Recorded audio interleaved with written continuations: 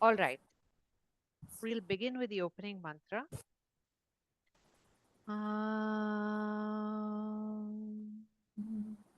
Vasudeva Sutam Devam Kamsachanuramardanam Devaki Paramanandam Krishnam Vande Jagadguru.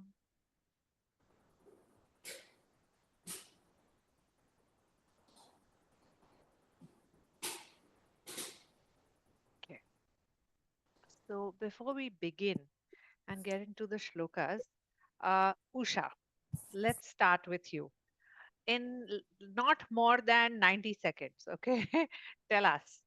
So far from the Gita, whatever you have, whatever we have discussed, whatever Krishna has shared, is there something that has been very deeply insightful for you and something that you have started applying in your life? And if there is, please do share. What is it and how are you practicing it at home, or any experiences that you have had with a particular lens that you received from the Gita, and you are applying it and you're able to see a difference? So I would say two things that really struck me, but I don't know if I've gone all the way, into application. Hmm. I would say the first is that our entire perspective is limited by what we think we see, or basically our knowledge lens. Like you mentioned, right? Someone is sitting on a tree, someone is sitting, high up there. Everyone's view is different, but we judge the world based on what we see. So that to me, each time, when I feel I'm being very myopic in my view, I just push myself to think broader, bigger. Maybe I can't see it all. So that I feel has been very powerful for me. The second is the concept of karma yoga, which is how you have to practice, and how you can do your, because we're all tangled up in so many things we can do, but we cannot run away from it. We still have to cook. We still have to, so how you can, even though you want time to do so many other things, you cannot run away from your fundamental responsibilities. So how do you, in your course of work, how do you blend in and integrate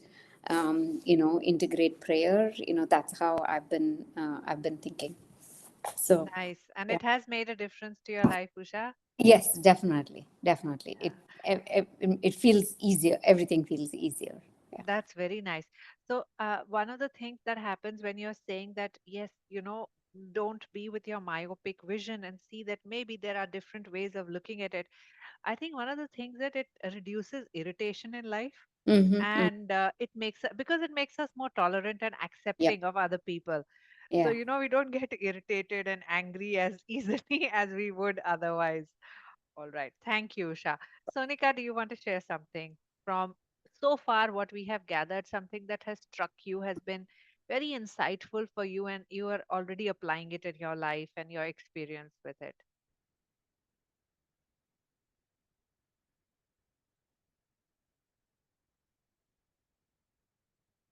Sonika,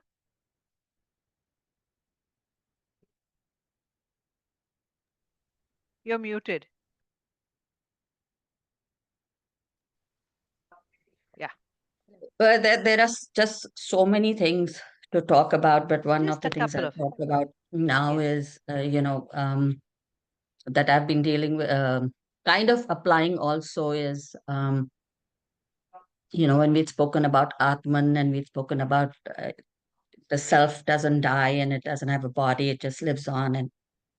And the reason I'm talking about that now is because I've been kind of dealing with the death of my mom, and it's helped me kind of come to terms with it, Hmm. and that Atman is, you know, the how does one explain it? That it's the wise don't when the saying goes that the wise grieve neither for the living nor the dead, and you grieve because you see birth and you see death. But so how do you understand the concept of Atman, and how do you get beyond the person who's gone, because that person doesn't feel anything and you're grieving yourself rather than, the person is not feeling anything. So I've been kind of dealing with that and coming to terms with it and applied it. And over the last few weeks, I've come to accept that fact and focus on, um, all the beautiful things and all the wonderful memories and come to terms with it and to grieve. So that's how I've applied one of the things that I've learned. Very nice. Thank you. Okay. Gayatri, from what we have done so far, from chapter 1 to 3 so far, is there anything that has been very insightful for you from this portion, which you have taken and applied? And what guidance from Krishna to Arjun has struck you? What has been your most important or useful insight for you?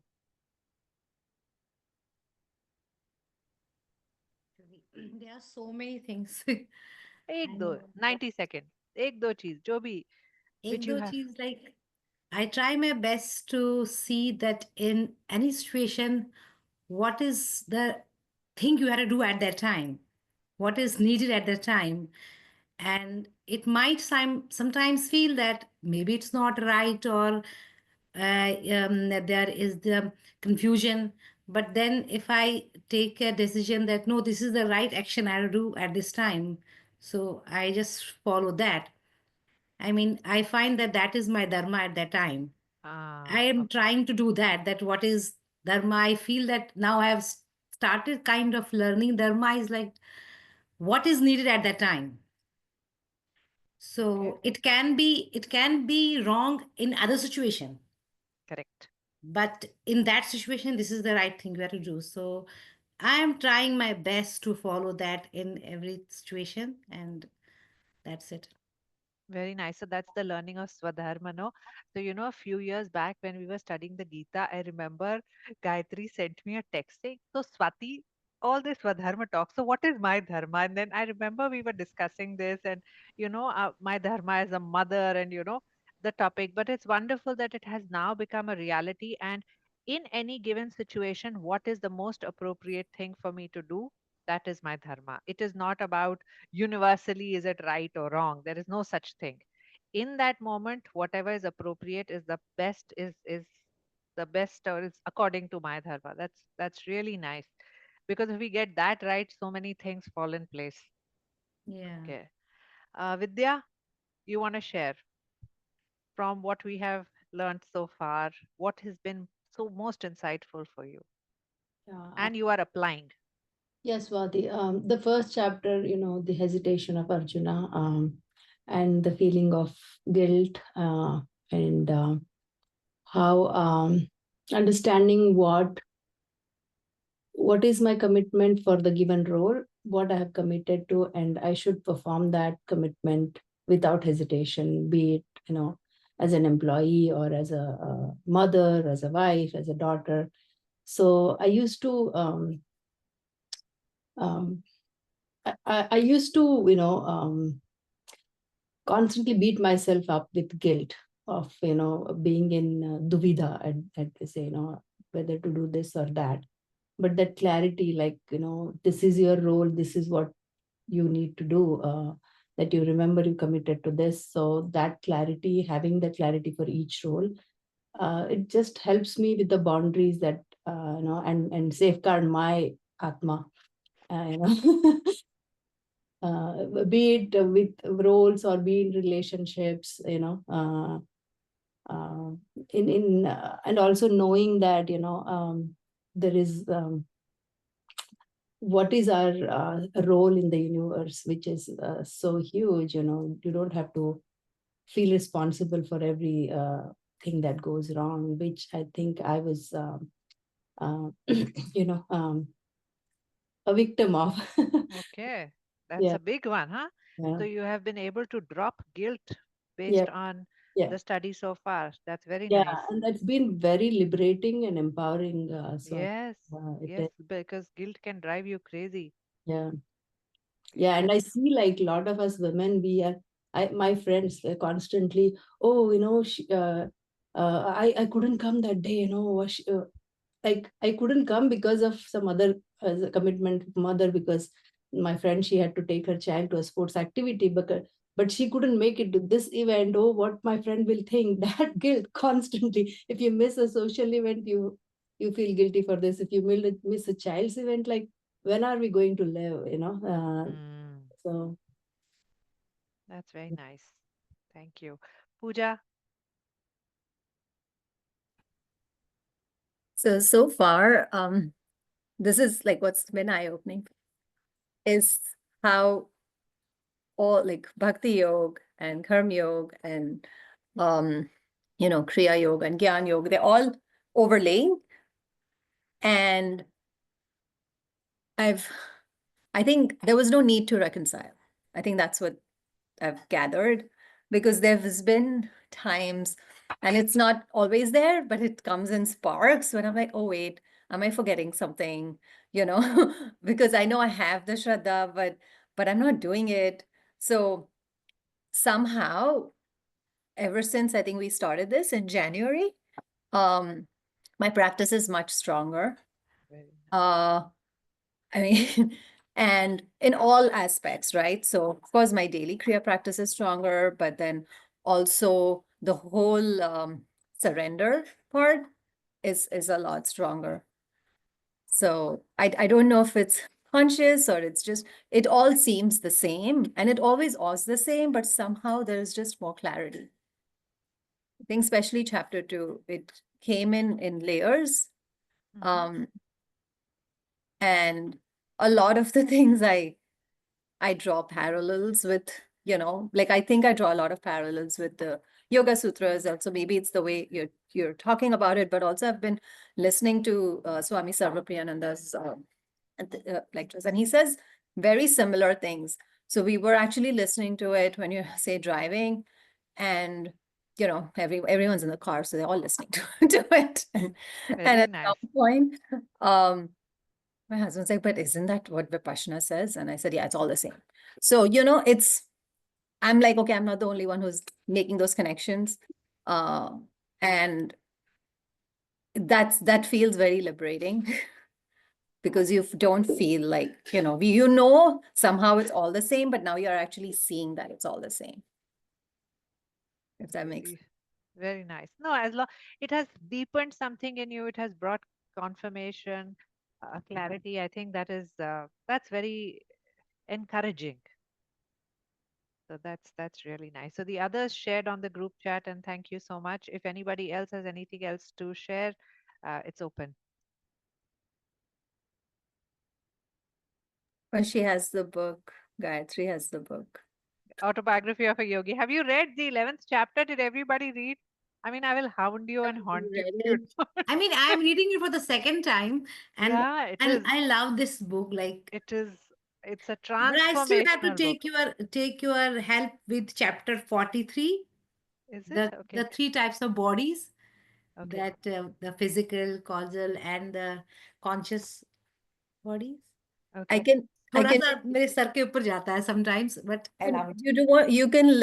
I know Swati talks about it in great detail, and was it in the Yoga Sutras that In Swati the Yoga Sutras got also it? we've done. Yeah. I know Swami Sarvapriyananda's YouTube. I think Oh. it's chapter I think 2 from verse 22 to 25. I think it's that one where he talks about the 3. So maybe Gayatri, you can. Listen to Swami Sarvapriyananda from Vedanta perspective. He explains in great detail. Oh, really? Yeah. I just, this 43 chapter I am reading for second time. I'm still not fully kind of understanding it. Okay. But this I'll book send you is, some links which could help. Swami Mhm. Sarvapriyananda speaks of it. In yoga, we speak of it as koshas. They speak of it as causal body and the sukshma sharir, the sthula sharir, Yeah. and the karana sharir, the 3 shariras. We speak of it as koshas in Yoga Sutra. We don't use that terminology of karana sharir, Yeah. even though it correlates with karmic body and kleshas. It correlates with that. So let me send you some links. Maybe that Yeah. will help with the I will. clarity. I want to have some more Sure. about this. Okay. Anybody else? Anything? Nidhi, Shravanti, Yeah, Tejal, I just Shaila? want to share one thing. Yes. So that thing what you have mentioned, like whatever you do it like an offering to God. Just tell that today it's an offering to you. I'm going to complete that task or do something. So I started applying that. I have not written a note and kept it at the foot of the God, but I still tell it to myself like, okay, I have to complete this task in my office. So that increased my concentration. And I always used to think like, oh my God, this running life, I am not able to read any mantras or astotras or all those. I used to have that guilt, like I'm moving away from God because of this running life. I can't read and spend time like that. What my parents did, what I used to did do before marriage. So I was carrying that for some time. But this concept of offering it our task to God as an offering, right? That is helping me like get peace of mind and also making things very fruitful even when I cook, right? When in the morning I have to wake up and reach that time of our office and school, I used to be like, it's always me who have to cook. What I started saying is, okay, this is my offering to you, God. And then I started cooking with more patience and with my heart there, and food is turning more delicious than before. So I'm very happy about it at my workplace or at home, and also the subtle body concept. I keep reminding myself every time I oppose my kids, tell them not to do that and this, and then I remember, okay, वो तो उसके आत्मा में है ना, we have to respect them. So let's see what they tell and then we can react, right? And overall also, uh, I am no, I didn't leave my anger. That's still there, but I'm my arguments reduced overall, either with my kids or with my husband.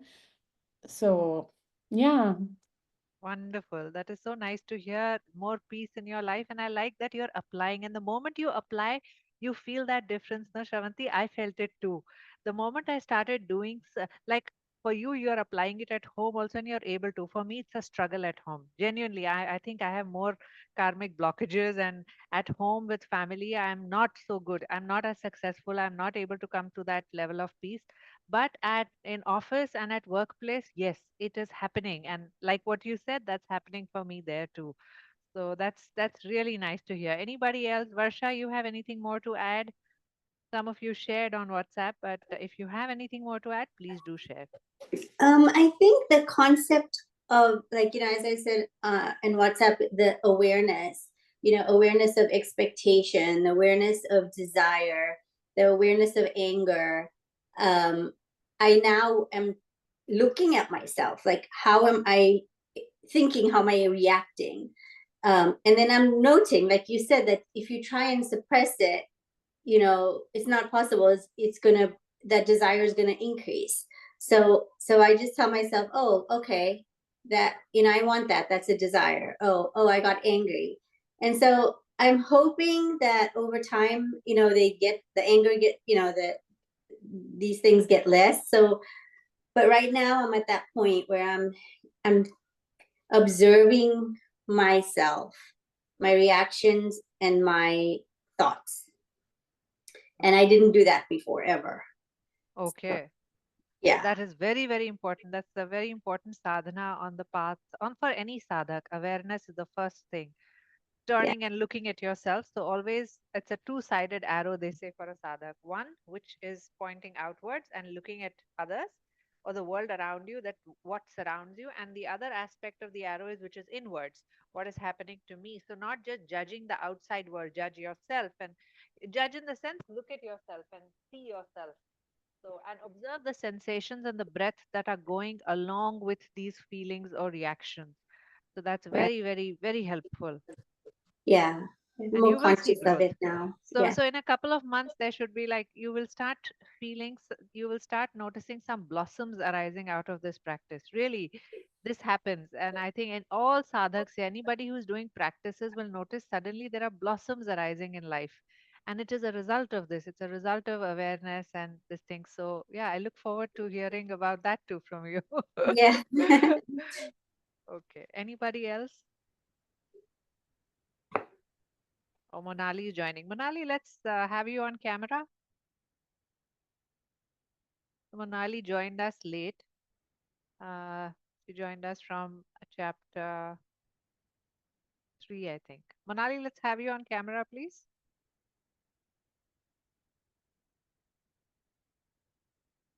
Mhm. Okay, I don't see any reaction. All right, let's go into uh,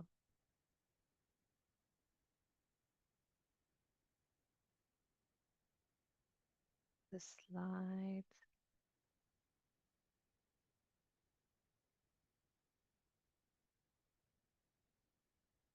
Hi, Swati. Sorry. No problem. How are you, Hmm. Manali? I'm good. Thank you. How are you? We are all good. We were just discussing about how, what aspects from the Bhagavad Gita so far have touched our lives. You shared with me. Would you like to share with the group? Another day we'll have you introduced. You're Tejal's friend, right? Yes, I am. Manali is Tejal's friend. Most of these people are joining from New Jersey, except Nidhi. Nidhi, you may know she's joining from Austin, but the others are all joining from New Jersey. Sonika is joining from New York. Uh, would you like to share anything? So, Monali, just for background, has been doing certain basic practices with the Brahma Kumaris and, Yeah. just at least on being positive in life. Anything from the Bhagavad Gita that you would like to share with the rest of the group? So I wouldn't like to share anything right now because I'm still in the process of Okay, learning, all and right. so I don't even know much. But all I know that right now, what I need to learn is how to control the ego and how to overcome that. So that is a very hard part. Okay, don't worry. Just take your time and go through it and talk with us. Share on the group chat if you have questions. We have practitioners who've been doing this, struggling with this, and who have found success. So you can always find guidance from the group itself. It's not just me. So it's true that I sit here and I coordinate everything, but I don't see myself as a teacher. I just see myself as a yoga buddy, and I have always maintained that position. I am just very grateful to have my tribe, to find this tribe and to find people who are like this. And I have always treated, it's like for me, you're just another friend. The only work I have done is just collated all that and I'm sharing with you, but it's not like I know any better or I am more enlightened or anything. There are many people on this group who have far more sadhana than I have, and people who are in really high states of evolution, and I can see that. So I want to clarify that. Okay, so I'm not like this. Don't think of me as like this teacher. It's like you can always connect back with the group, and there are many people here who can help you. So Hmm. use this. This is like our tribe. This is the tribe that we belong to. This all these people are interested in the same thing, and we are all moving towards the same thing. So we are very fortunate to find a community like that. That itself is like a good fortune to be with fellow sadhaks, to have a satsang like this. Hmm. Okay. So all right, let's get back and let's continue. We were here. We left on the 25th verse. Um, this was the 25th verse. O Arjun, when an ignorant man performs actions, his actions are motivated by his own attachments. The wise man also performs action in the same way, but he remains unattached and acts for the benefit of the world. So, we spoke last time about how Krishna is telling Arjun that look at Janak. He did not run away, he continued with his Karma Yoga. Through the path of action, he found enlightenment. So all this talk that Arjun gives Krishna of wanting to transcend action and come into sannyas, it is not going to happen like that. It is a very natural process of going through the ashrams, of going through the brahmacharya ashram, the grahastha ashram, and then coming into sannyas. It's a natural process. It is not something that he can just jump and land into sannyas. It will not happen. Because why will it not happen? Because essentially he carries attachment within him. Essentially he is attached. So he thinks he can become a sannyasi by detaching, by leaving the world, he will become a sannyasi. But actually, he will not become a sannyasi. He he will continue with his attachments, and that will create problems for him. So Krishna is telling him that will not let him, he will lose his best opportunity and he will not come into fulfillment and enlightenment through it. Use Janak as an example. And once he says Janak, he says, and if you can't see that, look at me. I don't need to do any actions, but still I'm doing actions. And this is where I spoke of this idea of ego and I, that when Krishna says that look at me, he's not speaking from an arrogant point of view. This is Krishna saying that his I is the original I. It is the I where the small I itself has disappeared. He has no need for action. Yet he does it because so many people are looking at him for for lok kalyan, because so many people are looking at him and they will follow him for their benefit. He is doing this. Okay, so this is where we left. Continuing, this is a thing from what my teacher shared. I just wanted to bring this to you. All right, this is the problem that I face, and I'm struggling with this thing. All right. So there is this word he uses in the 25th shloka. He yata kurvanti bharataha. So this word, usage of the word bharata in addressing Arjun, my teacher Manoj, he said he addresses Arjun like that. He says, you are the descendant of Bharat, you know. Bha also means wisdom and Ratha means chariot. Some of us like those academic word-based things. So just for your information, I've included. And for Loka Sangraham, to help others move towards wholesomeness and not become possessive, not into parigraha. You must continue to act. That is what Krishna is telling Arjun. 26th verse. The wise should not create discord in the intellects of ignorant people who are attached to fruitive actions by inducing them to stop work. See, very important thing he's saying.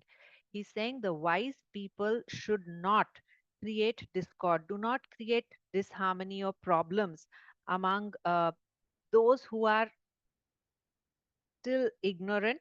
Oh God, I'm okay. In the intellects of ignorant people who are still attached. They are still in the world, they are attached to the worldly things. They have certain deep desires. For example, you may have a deep desire that I want to be the CEO of a company. It may mean everything to you. You may have a deep desire that I want to build a house which is like this and my house should look like this. And that's a very deep desire, a samsaric desire. So when a person like this has a samsaric desire and a wise person is interacting with him and he starts saying, what is all this? All this desire is just samsara. Leave all this. Sannyas is the path, or you should dedicate your life just to meditation. You should not do all this. You will hurt him. The wise man will end up hurting him and creating discord inside him, will create a lot of disharmony because he's not ready for it.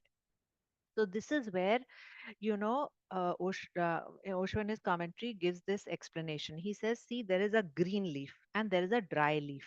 A dry leaf automatically falls off from the tree and it starts flying. It becomes liberated. The green leaf is stuck to the tree and it feels, oh, look at this dry leaf. It is flying so freely. It has so much freedom and I'm still stuck here with the tree. This is how they will start feeling when the person who is in samsara listens to the wise person speaking of all this, liberation and enlightenment, they may start feeling like that. So there could be a tendency in a person who is deeply rooted in samsara to pluck himself from that tree. But when a green leaf deliberately pulls itself, is pulled from the tree, the leaf gets wounded and the tree also gets wounded. Both get wounded because it's not natural. It is not ready yet. It has not dried out yet. It has not fallen by itself.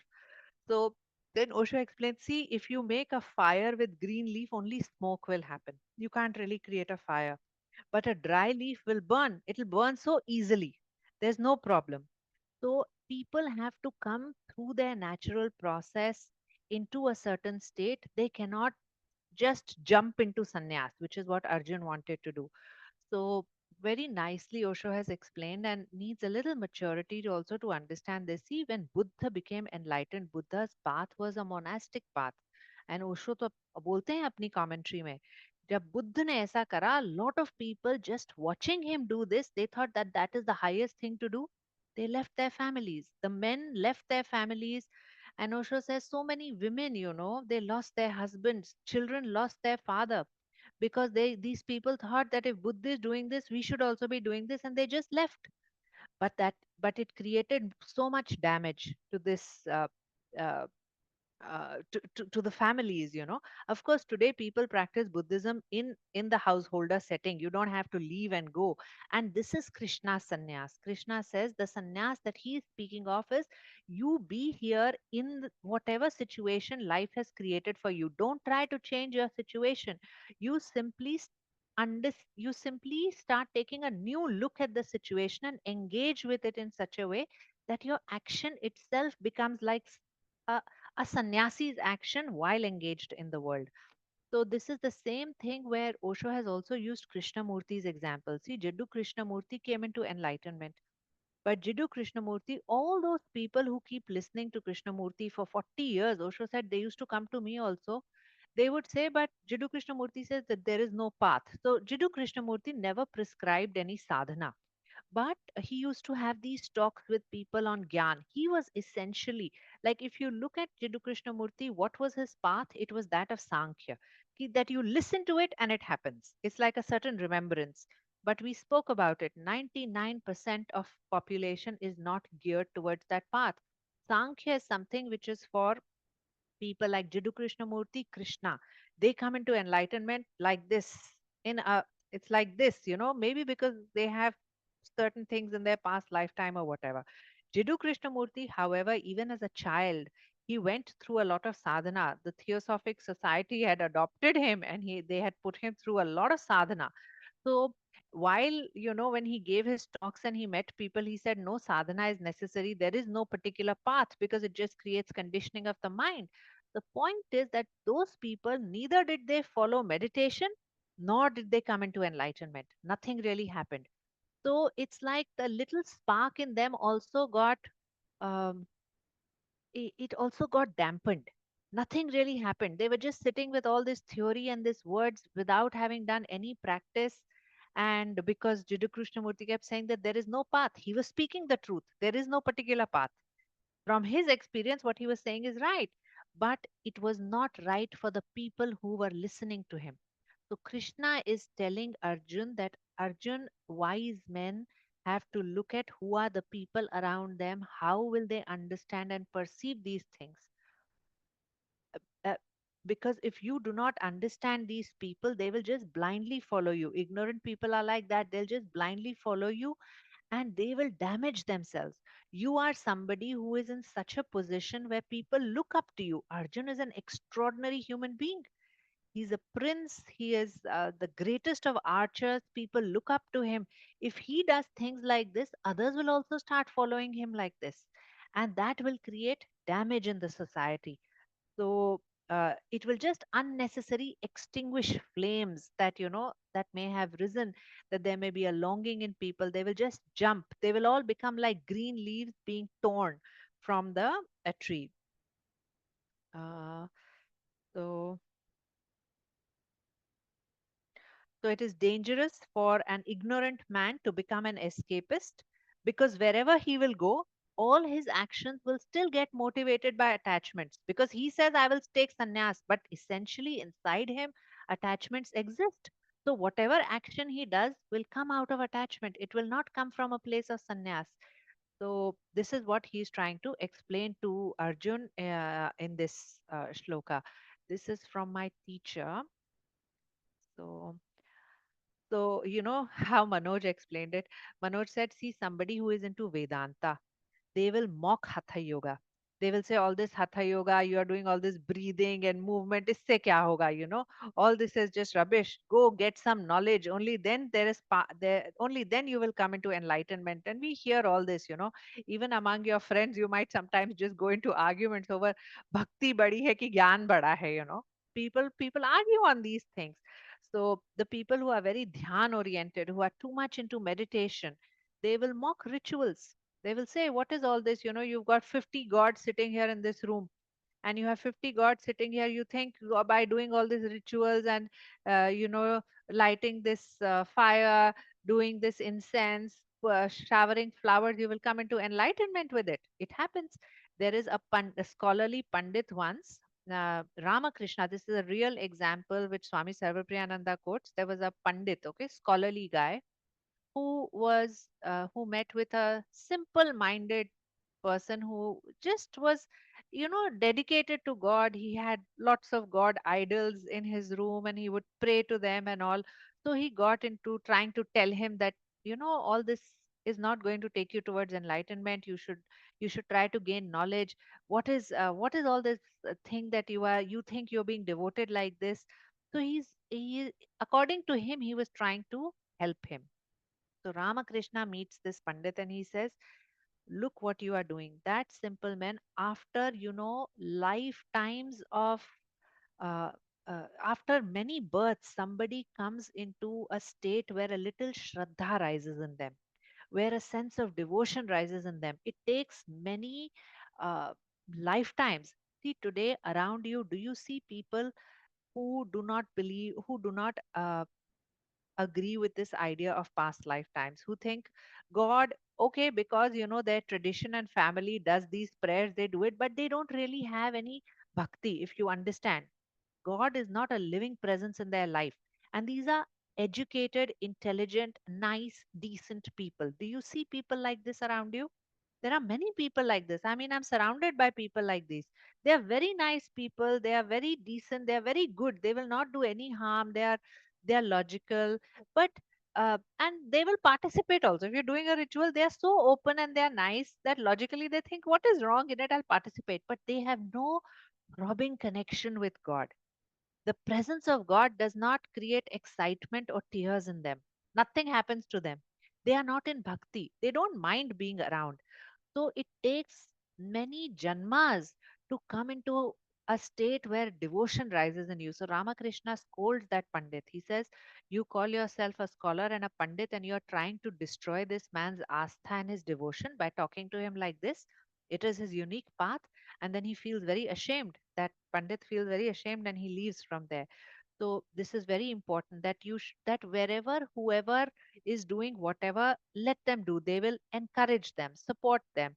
If you have something to share and they are open to it, you can share from your side if it helps them. So use your own discretion and intelligence there. And like that, no, everybody has their own prarabdha, their own karma, which path, which particular direction is more open to them. uh, it is their choice. And not, don't discourage, do not scorn people, don't mock at them. So these are things that happens, on the spiritual journey. These things happen. We do get into arguments. I have seen this. I have been part of this with friends, and sometimes it gets ugly. It does happen. So just bringing some awareness to that. Now comes the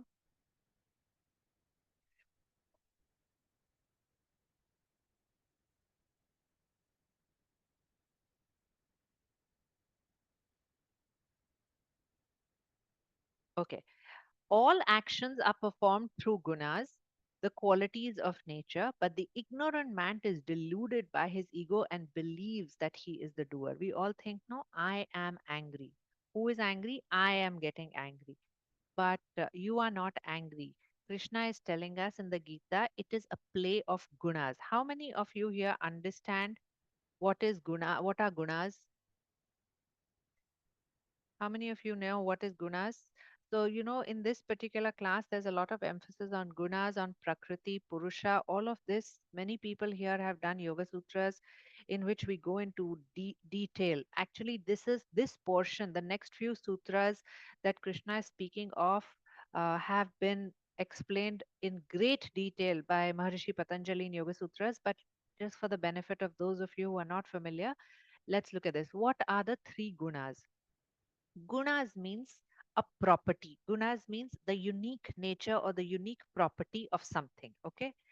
Everything, the nature means everything which surrounds us, material nature is made up of three ingredients. These are called tamas, rajas, and sattva. These are the three qualities of nature, they exist in different ratios in matter or uh, in nature, and because of which certain outcomes come to pass. So let's look at it. For example, if what is sattva? Sattva is described as a state of great balance, positivity, vitality. There is harmony, there is intelligence, there is peace. All of this is considered as sattva. This is the quality of sattva. Like we say, no, eat sattvic food, or some people are very high in their level of sattva. So you will find them creative, you will find them very peaceful, nothing disturbs their tranquility. They're very sharp, intellect is very sharp. So this is sattva. Then there is rajas. What is rajas? Rajas means movement, it means drive, it is the quality of activity, energy, excitement. So uh, for example, it takes a little bit of drive, a little bit of will and energy, even in all of you, to say that I'm going to show up for the class. I will do it. I want to do it. When we want to accomplish something, it needs energy, it needs activity, it needs movement, it needs push, it needs drive. So, this is called rajas, the quality of movement. So, guna literally means quality, it's a quality. So, but when rajas becomes very extreme, it can also express itself as anger, it can express itself as violence. Okay, when it becomes extreme, when it is not dominated by sattva. When rajas is dominated by sattva, it can show itself as a force, as enormous energy, as enormous capacity to accomplish and do things, to be engaged in activity. Then the third quality is called tamas. Tamas means tamas is inertia. So, like sun is seen as rajas, and tamas is earth, that which binds, that which glues, that which keeps things together. So, yes, there is the in its negative way, tamas is said to be, total inertia, laziness, lethargy. All this is ignorance, darkness. All this is tamas. Like बोलते हैं ना tamasic, your mind is tamasic. When you are deluded, nothing goes in your head. Your buddhi is not functioning. This is tamasic. Does it mean that we should have no rajas and tamas and we should only have sattva? What does it mean? Does it mean that we should have no rajas and tamas? No. So for people who are new to rajas, tamas, sattva, we all everything is a balance of these three gunas. You have to have this in the perfect proportion and in the perfect balance, and only then you can come into a certain state, then you can transcend. If your gunas and qualities are imbalanced, you cannot come into transcendence. It will not happen. Enlightenment cannot happen. So many times they say it's like a triangle. So say if this is a triangle, if this is the triangle, then this node and this node is rajas and tamas, and the peak is sattva. So rajas and tamas should be dominated by sattva. What is the good aspect of tamas? If you do not have necessary tamas in you, you cannot even sit down for meditation. Because what is the quality of tamas? The quality of tamas is gluing, coherence. If you have too much activity, you cannot even sit down for meditation. You need tamas to bind you, to hold you. This is the quality of tamas. Rajas is activity. You need activity to be able to accomplish things in the world. And both, when rajas and tamas get dominated by sattva, they express in their most beautiful form. Does that make sense? Now, rajas, tamas, and sattva is not just something which exists in human beings. It is the quality in nature, even weather. If you look at the weather, what is Rajasic weather? Rajasic weather would be like very stormy weather. Okay, very, very stormy. There is thunderstorm, there's rains. That is like too much movement happening in nature. So we call it Rajasic. It is Rajas is dominating. What would be Sattvic weather? It would be like a pleasant day, warm sunshine, cool breeze. Everything feels soft and nice on your skin when you go out. So that is called Sattvic weather. There is just luminosity. Sattva means luminosity. What is tamasic weather? So tamasic weather will be just rain and cold. Imagine rain and cold and everything is damp. When your clothes also start stinking and they don't dry when you hang them outside. So that is the quality of tamas. A certain dampness has happened. So nature also expresses itself as everything. Material nature is made up of rajas, tamas, sattva. Your body is also made up of material nature. So it is nothing but a combination of rajas, tamas, and sattva. Look at a fruit. Fruit is also made up of things in nature. So, what is a sattvic fruit? A perfectly ripe fruit, which is sweet. A mango, which is perfectly ripe, it is ready to eat, it is sweet. That is a sattvic fruit. That we will call sattvic. It is rajasic when it is underripe. When it is underripe, it will fall in the quality of rajas. When it is overripe, it's ready to throw. It's overripe, then it falls under the quality of tamas. So everything in nature is made up of these three qualities. When these three qualities come together, something happens. These three qualities come together and a human being is created. These three qualities come together in a tree, and fruits, flowers, whatever are created. It's like that. So all material nature, which the Vedantins call as Maya, is actually made up of these three gunas, Rajas, Tamas, and Sattva. So in this shloka, he is saying, in reality, we think that we are performing the action. I am the doer. So Krishna says, don't think you are the doer. You are just made up of three things, Rajas, Tamas, and Sattva. And these three things come together, and anger simply happens. So am I angry? No. Rajas, Tamas, and Sattva organized themselves in such a way that Rajas became high, and so anger precipitated. You start looking at life like this. Then you will become a little detached from that I. So the ignorant man who is deluded by his own ego, he thinks, I did it. I am angry, or I am the one who is so intelligent. I am not intelligent. Sattva just began to dominate inside me. These three qualities are always moving. It is very difficult to find an equilibrium within the three qualities. So enlightened beings have these three qualities in a perfect ratio. It's a very perfect ratio there, and they can harness the qualities of nature. So this is uh, this is what Krishna is saying. So, uh, you know how Osho explains this? He says, somebody says, I'm going to commit suicide.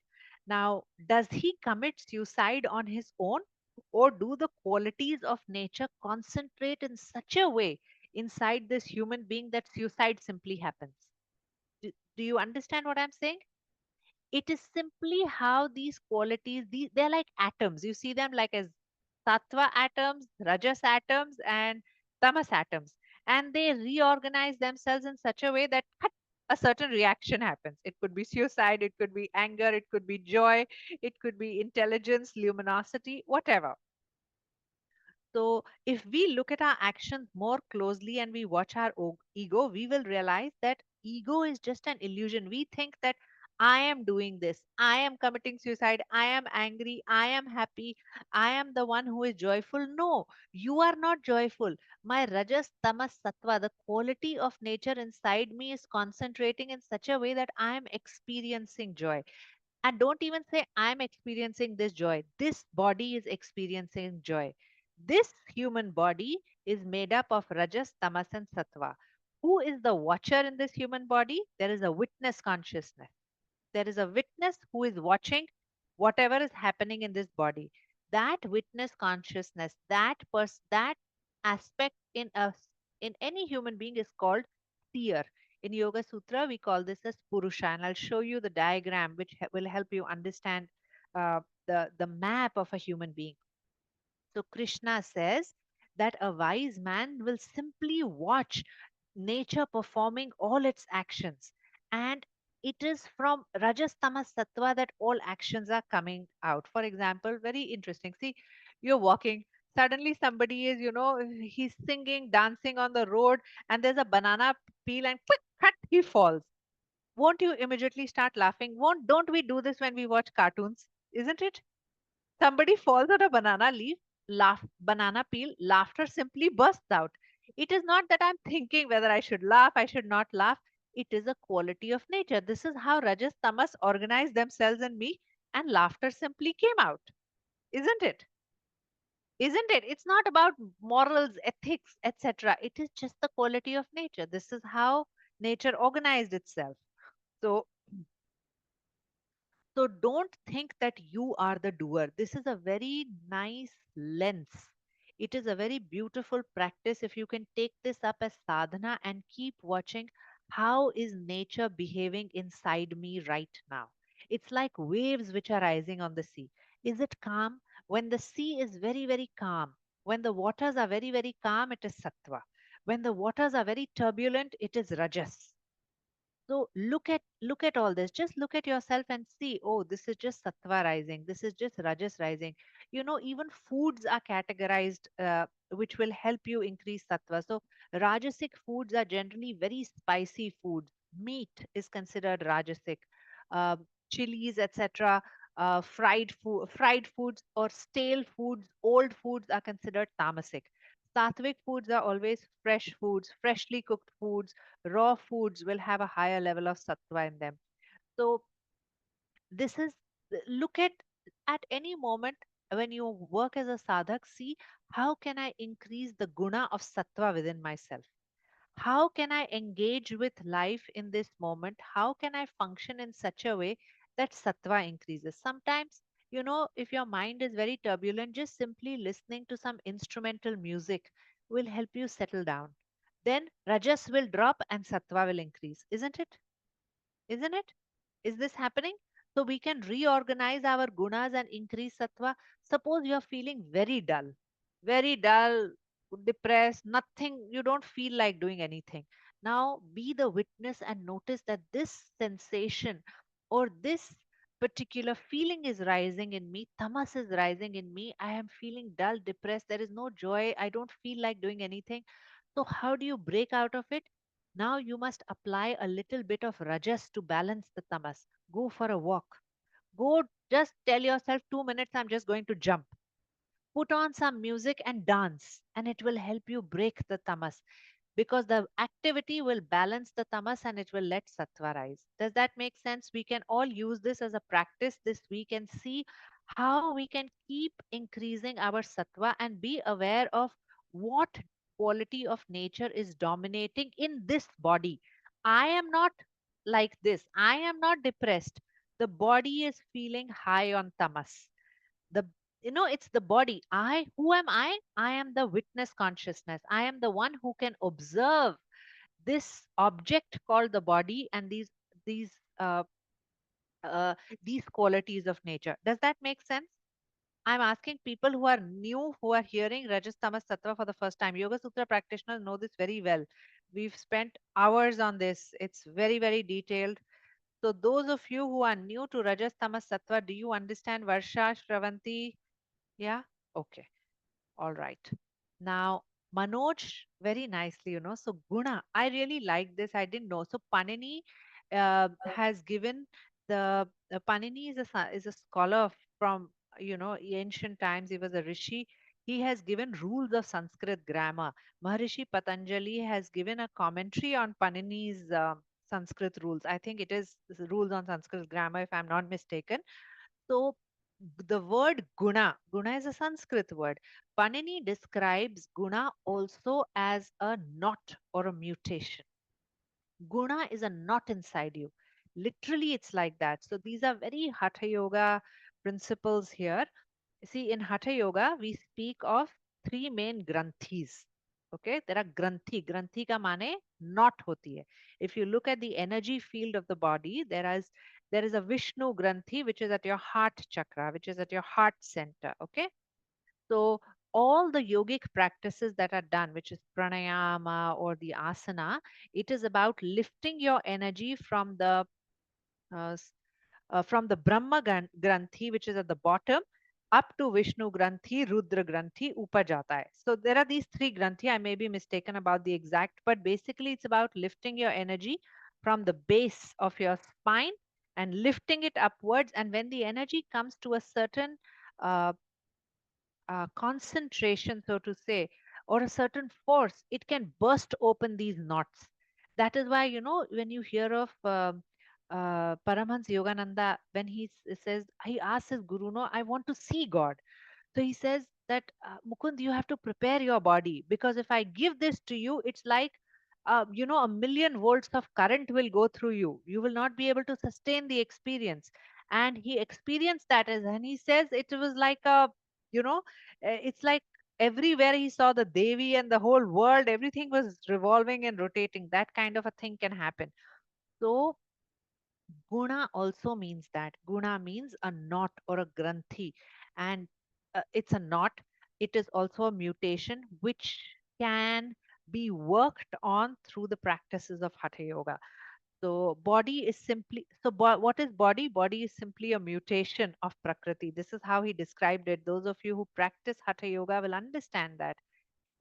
Prakriti has reorganized itself, whether you call it in a distorted way or in in an altered way, to create these different shapes. One shape looks like puja, one shape looks like nidhi, one shape looks like gayatri. Everywhere rajas, tamas, sattva is organized in different proportions and ratios, and it is just a mutation of prakriti. If prakriti falls away, inside that Purusha consciousness is the same, whether it is in Nidhi, whether it's in Puja or in Gayatri, it is the same Purusha consciousness. But Prakriti is like a mutation. It's like the Maya. It is like a veil that has covered Purusha. Okay. So asana and pranayama can open these knots. I am very big on, because I am a yoga practitioner myself, I'm very big on Kriya practices. Please, those of you who are serious about Bhagavad Gita, pick up one Kriya practice. Anything. It can be as you can do it even for 12 minutes or at least some meditation. Proper, and it is very nice if you can do a meditation in which you have initiation. Don't just randomly pick up those mindfulness apps. Not that. See if you can take up a meditation in which you have an initiation. If you have no access to anything, please take up Isha Kriya. It is online. You can do that. You can do Sudarshan Kriya, which is available online with Art of Living. You can do Paramhans Yogananda's Kriya Yoga. They also offer a Kriya Yoga practice. Or you can go for Vipassana also. At least get an initiation with a teacher and then follow it. It functions differently. And really, those are the things which will start changing these gunas. Like I told you, my practice of Sudarshan Kriya and Ashtanga Vinyasa, within the first 6 to 8 months, my non-veg dropped away.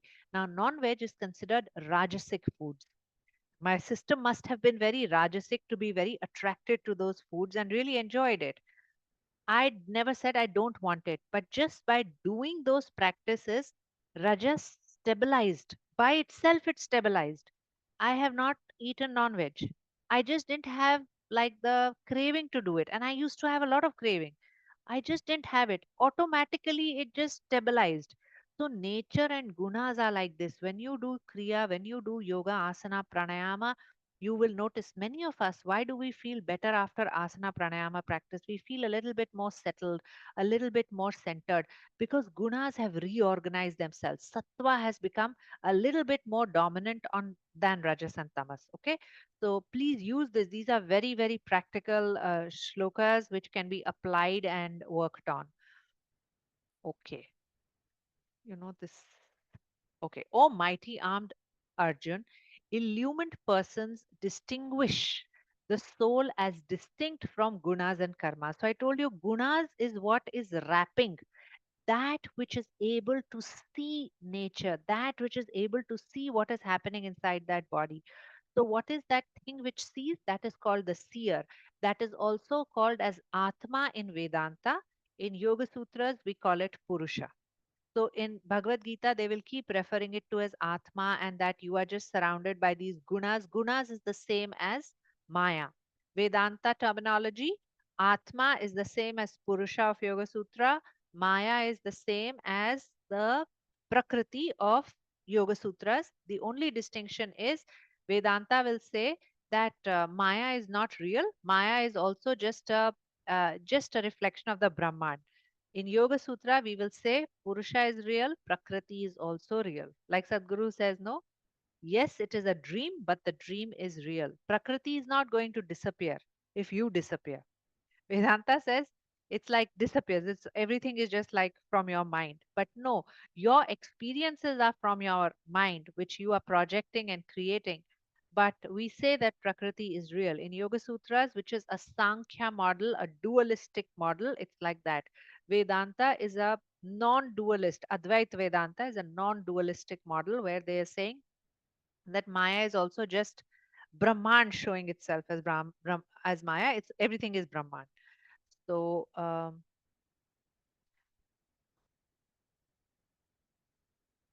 right. So yeah, you can distinguish. Now there is a very beautiful story. So how do we distinguish? See, isn't it very difficult to distinguish?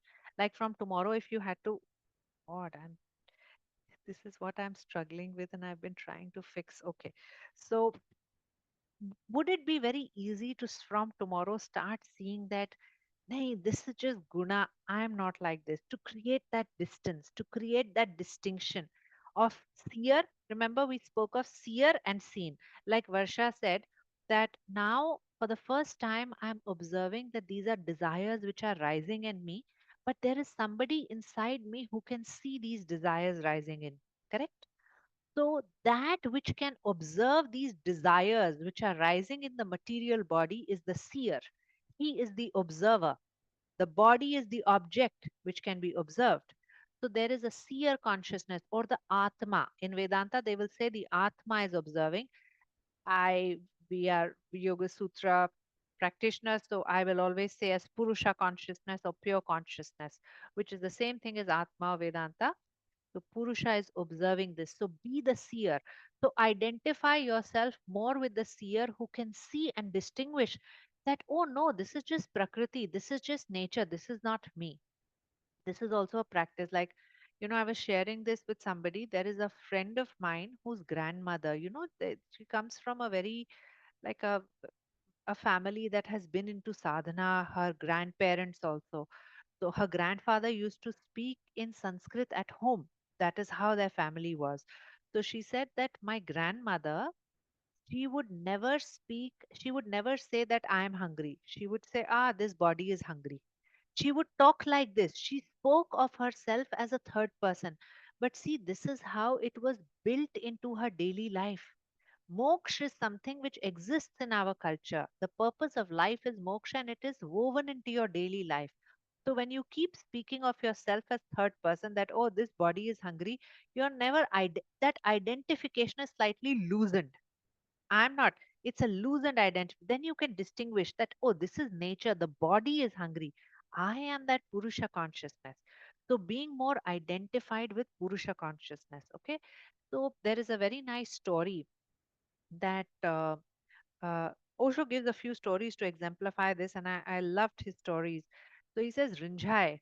Rinjai was a Zen monk, and when he was in the monastery with fellow disciples, in Zen tradition, they say that the teacher will just come and take a stick and hit you, cut. It happens in the Zen tradition, they do some of these things.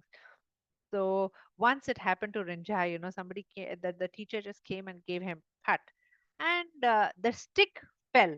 So Rinjai just took the stick, lifted, carried the stick back to the teacher and gave it to him.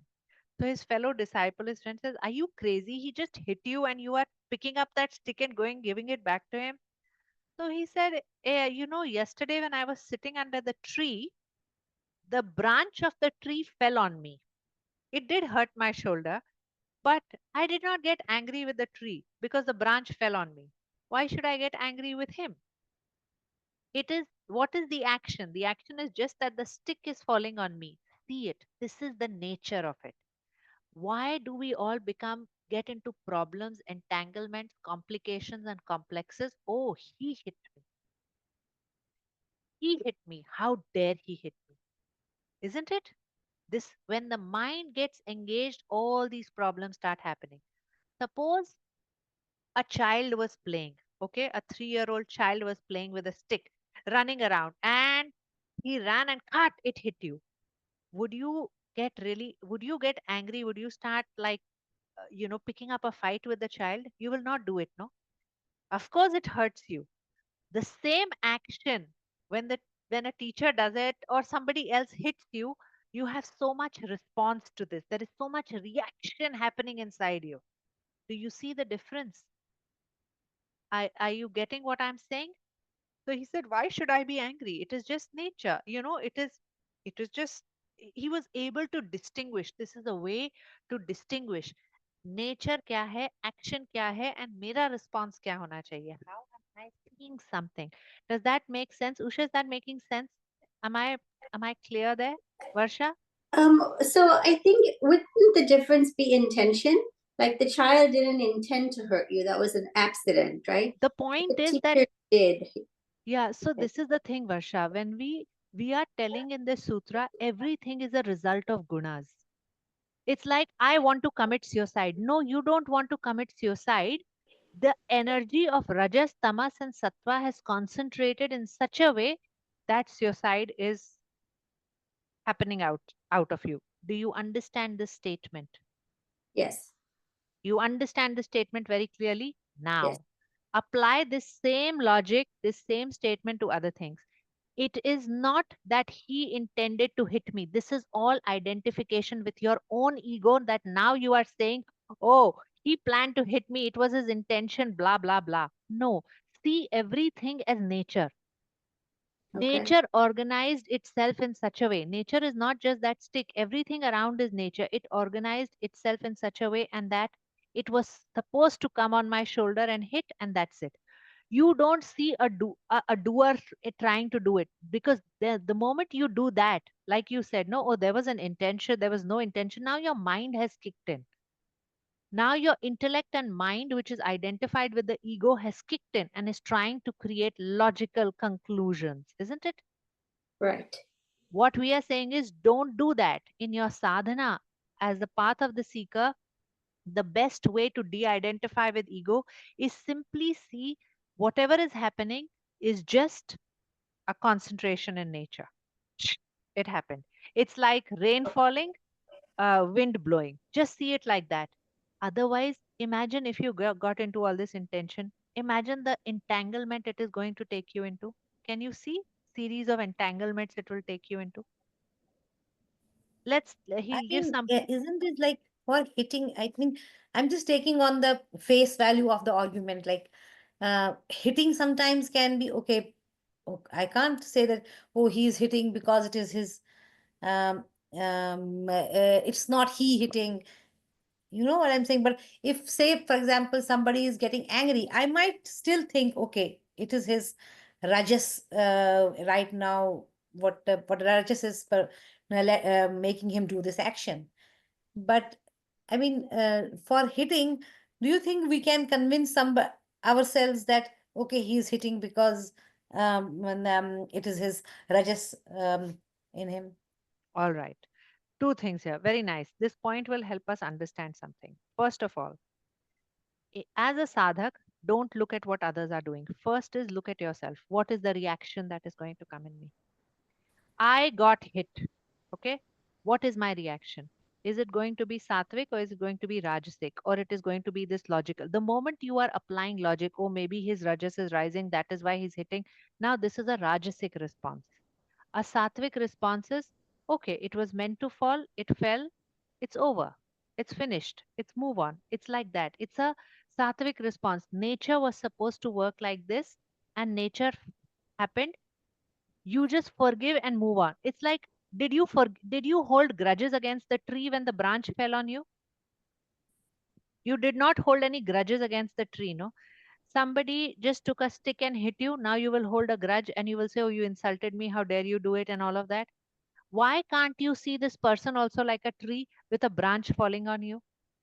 Just what they, this is a practical sutra where he is telling you how to disidentify with ego. What you are saying, Gayatri, is how most of us react. Then we will get identified with ego, entangled. But usme kya hoga? Ego identification will keep getting stronger and stronger. You will get more and more entangled. The whole idea is how to abide in Purusha consciousness. How can I abide in Purusha consciousness? Krishna is saying for you to abide in Purusha consciousness, to abide in Atma, in your own Atma mein sthir hone ke liye, you see this, just whatever is happening to you or around you, see it as events in nature. Just see it as an event of nature. That will keep you established in your pure consciousness. It is not about what I should be doing and what is the right thing. If to function in the world, you do whatever facade you think is right. I told you, to function in the world, you need a facade. But within yourself, don't bring that in. Like Yeah. when you're talking like that, you have already bought, we've already bought that in. Now what is the facade and what is inside me is gone. What is outside and what is inside got merged. I didn't create that separation, isn't it? So within Mhm. yourself, you feel that, oh, it was simply an event. A branch fell from the tree, a stick fell on me, I got hurt. How am I going to respond to it? Yes, to function in the world, to do that, you keep your facade on because it is necessary to function in the world in a certain way. That is different. We are not talking about that. We are speaking of interiority. Does this make sense? This is very important. It should Yes, be very yes. clear. Actually, this makes sense with me because I was till I'm like till I started studying Bhagavad Gita, I was really stuck with some situations which had happened in the past, and they were always in my mind. Like Sadhguru says that nothing is happening to that person. It is just you are troubling yourself. And I know this teaching has helped me to say that I can now see that even those actions which had happened to me in the past, I was feeling that they are very bad to me. I can see that they were right actually. Maybe that was meant to be like that. And that actually helped me to grow. Yeah. I really feel so many actions, so many things have happened in the past, which I was holding a grudge against those people, holding something bad, and I was troubling myself with that. But if I see the other side of it, I can see that that helped me to grow, and maybe that was meant to. If I see the positive side of that, I see that that was help. That was good for me in a way. Okay. Yeah. Yeah, so maybe grace is there upon you, and therefore, when the grace is upon you, nature events in nature will happen in such a way that they will help you with that. So don't get into logical, logical all this analysis. You do what you have to do on the outside. I'm not telling you to do that, but in your manage your interiority. How Exactly. will I keep my interiority organized? How will I internally respond to this? On the outside, I may have to still go and say stupid, or I may have to say, don't you dare do this again. But don't do this from a place of anger within you. Do it because it is needed for that situation. That's On true. the outside, do you understand, Varsha? Does that make sense? Yeah. Yeah. Yes. Perfect. Okay. Okay. So if Varsha, since you did not do Yoga Sutra with me and you're going through Rajastama Sattva first time, if you are able to understand, I'm assuming everybody is able to understand. Okay. So what I'm understanding is that it's different. Like what you're talking about is internally, what's going on inside your mind. Correct. So it is, this practice is a practice to help you diffuse the ego. Don't get entangled with the ego. This is a Right. practice like he says, no, that vibhag yoga, vibhag yoga. See, in Yoga Sutra, we say all suffering is happening because of some yoga. Some yoga means joining. There is too much of this connection that is happening between what is inside, outside. You're clenched with situation, isn't it? Don't we all go through certain situations where we feel that the situation has such a strong grip on us? We are in a clenched way with it. Like the same thought has got such a grip on our mind, or the same nonsense keeps repeating again and again. This is called as samyoga, clenching of a particular thought. So in Yoga Sutra, they say the way to go past suffering is come into V-yoga, a little bit of distance, a little bit of distance. This sutra is telling you the same thing. Create a little bit of distance between who you are and that which surrounds you. Your body is also nature. It is not you. It simply surrounds you. Mhm. Varsha is also outside of me. She's not me. Varsha is outside of me. Just like Varsha is another body, my own body is also other to me because I am, who am I? Uh, we are asked to identify ourselves as Atma or as Purusha consciousness. So to that, even the body is the other. Body is just nature. It is material nature. It is Maya. So this is a way to distinguish yourself. Otherwise, we are so identified with our own body, other people's body, people and things. So in yoga, they say the more your mind is on on people and things, the more you are identified with your body. This Mm. is the way to know how much identification you have with your body. If your mind, you see what are the kind of thoughts that are running in the mind. If it's got to do with people and things, you are identified with the body. And if what is running in your mind is majority planning, that means you are identified with the mind. Mind is also body, it is just a subtler level of body. Mind is also made up of rajas, tamas, sattva. What is a sattvic mind? A peaceful mind is a sattvic mind. A mind uh, that is not experiencing any anxiety or stress. A mind that is able to see with certain clarity, is able to respond in a calm way, is a sattvic mind. What is a rajasic mind? An angry mind is a rajasic mind, right? A tamasic mind is a dull mind. So even mind is composed of this quality. Body is also composed of this quality. See, an unhealthy body, a diseased body is like falling into tamasic states. A body which is vibrant, which is healthy, where energy is just flowing, where there is no psychological or physical disturbance, is a sattvic body. No, Sati, my daughter, she's 16, and for many years now, she's referred to her mind as not hers. She says, my brain. She goes, my brain is tired. My brain, not I am tired, or not I am. And I always thought that was so odd. I'm like, so I even asked her, like, what do you mean your brain? She goes, my brain is, and I just made it made me remember that Yes. that's how she referred to it. So your body is something which belongs to you, but you are not the body. Correct? Like I said, this t-shirt, if I say this t-shirt belongs to me, true or false, you will say true. If I say this t-shirt, I am this t-shirt, you will say, Swati, that is a ridiculous statement, isn't it? I can't say I am this t-shirt. Can I say that? No. But I can say this t-shirt belongs to me. Correct? Yes.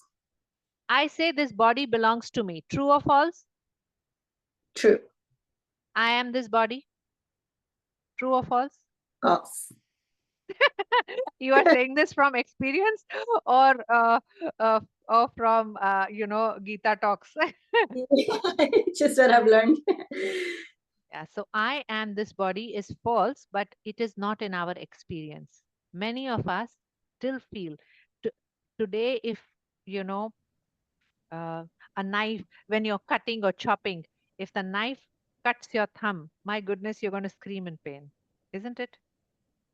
Can you say this is, oh, I'm not this body, this just belongs? No, man, I'm going to scream in pain, which shows that we are identified with body. I'll tell you something. So people who are in a state where they have come in, who have been able to disidentify with the body, they can even get they they can even get away from pain. If you read Sadhguru's book, Three Truths of Well-Being, there is an incident he speaks of where, his leg is very badly hurt. He goes to a local dispensary with that bleeding leg, and he is in excruciating pain. There is a lot of pain. He says in the book there was a lot of pain, but I managed it. I mean, yes, it was happening to the leg, and I could see it. And the doctor said, "How are you able to even handle this? This is like on the pain scale, it's very high." He couldn't do anything. He said, "You have to go to another facility."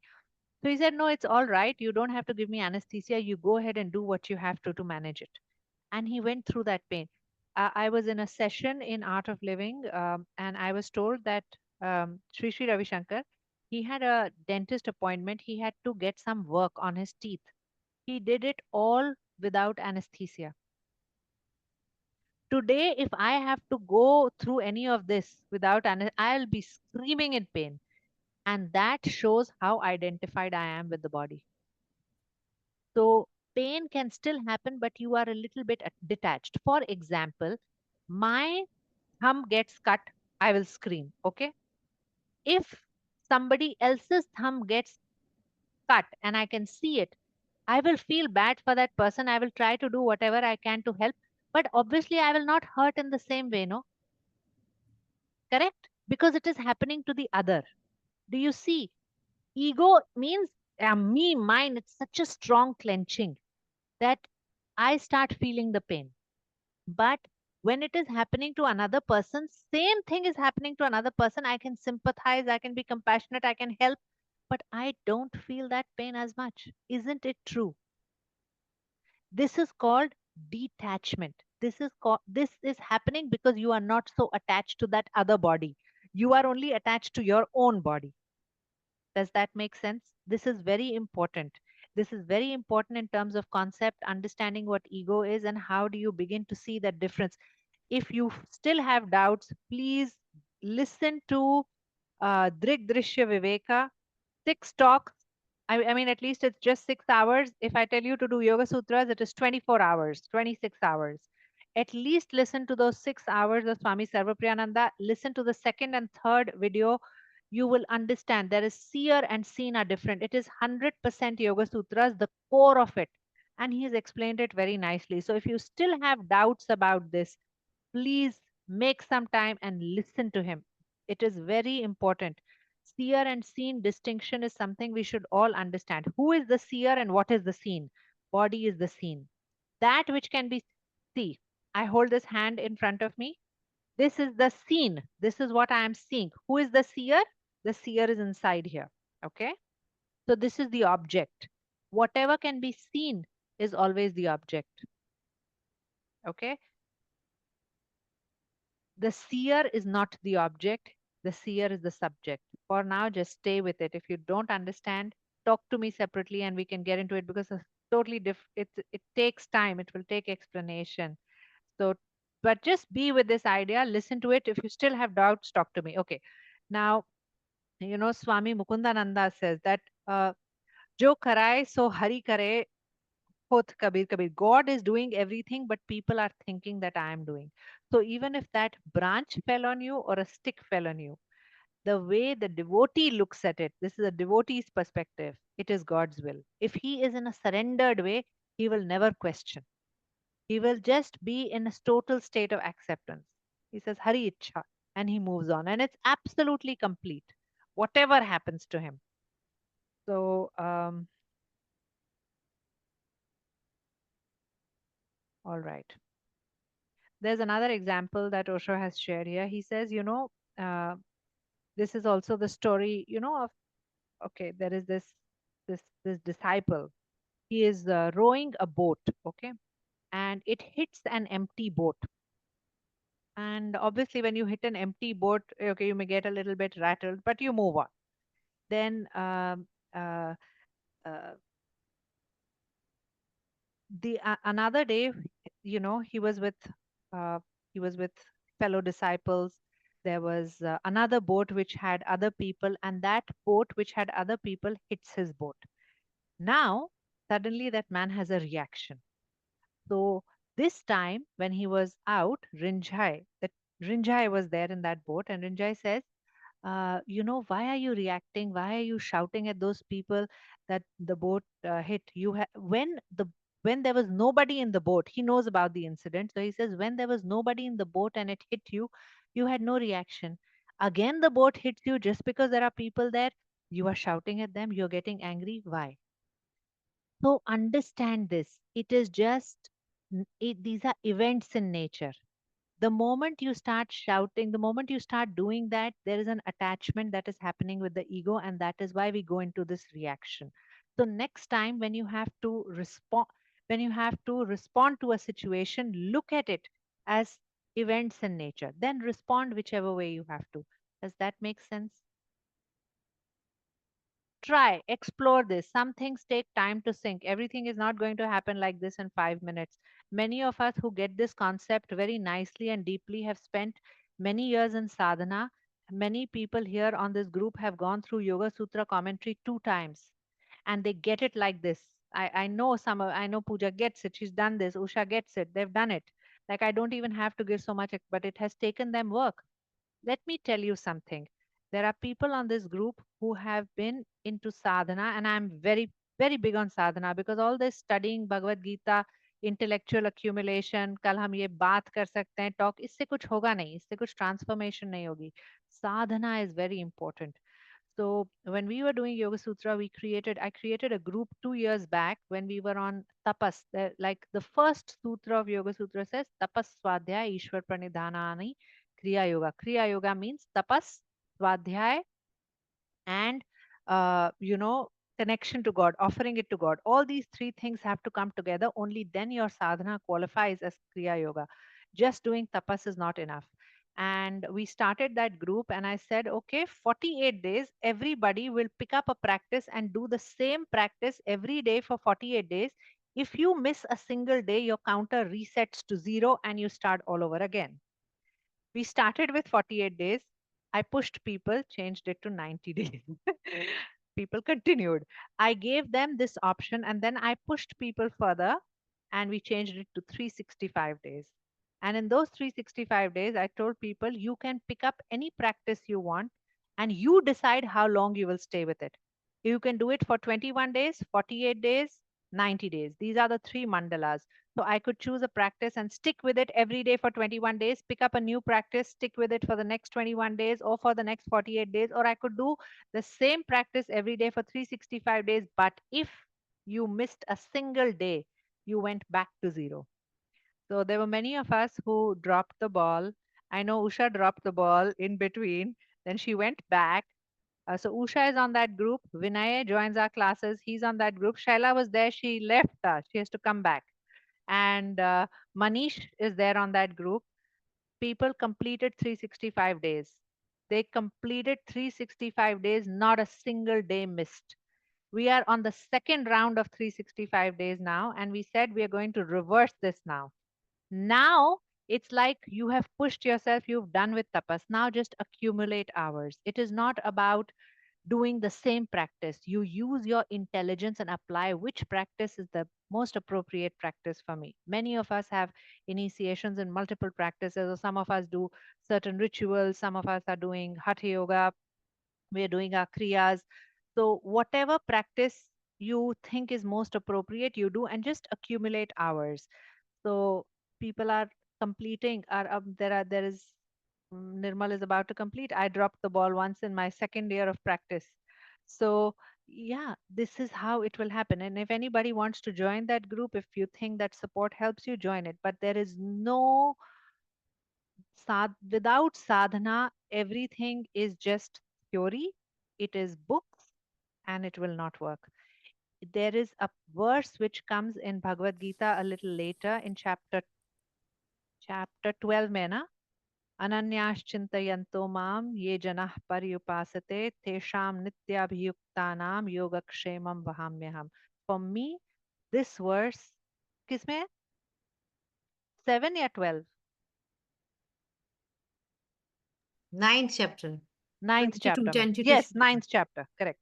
Ninth chapter. Mein. So this, for me, this verse has been like my anchor in Bhagavad Gita. Krishna says, Ananyash chintayanto mam. He says, if you can keep your mind on me without any interruption, and this is not conscious. See, how do you keep your mind on God? I'll tell you. वो बोलते हैं चिंतन करो, भगवान का चिंतन करो. तो मैं consciously बैठ के अभी चिंतन कर सकती हूँ. I'm talking to you. I'm doing my work. There is no conscious chintan. Ananyas chintayanto mam ye janah paryupa. He says, if you can keep your mind on me like that, your yogakshemam vahamyaham. I will take care of your material well-being and your liberation. I am responsible for it. He says you don't have to worry about anything. This is the promise Krishna gives. And what does it mean to be in an unbroken chintan of God? Osho explains this very beautifully. He says, you've seen those women in Rajasthan who carry all those, those pots on their head, 10 pots on their head, and they are full of water. They walk together, or at least they're walking with their friends, they are talking, but obviously they are alert and they are aware that there is a pot on their head and the water should not spill, isn't it? Otherwise, how would they carry that water? There is an alertness towards that, but they are not consciously alert. Do you see what I'm saying? They're talking with their friend, but that chintan, the river of knowing that those pots are on my head, is flowing in the background always. Krishna's chintan is like that. It should always flow. That dhara should flow in your background all the time. Then it is called ananyas chintayanto mam, unbroken attention. Sadhguru says there are two things which take you to liberation: commitment and love. Commitment is very important. So that 365-day practice was done to push people towards commitment. Commit. Nobody commits. People are falling off card just like this, keep falling off. Pick up the smallest thing, 3 minutes, 4 minutes, but commit. Stick with it. Don't break it.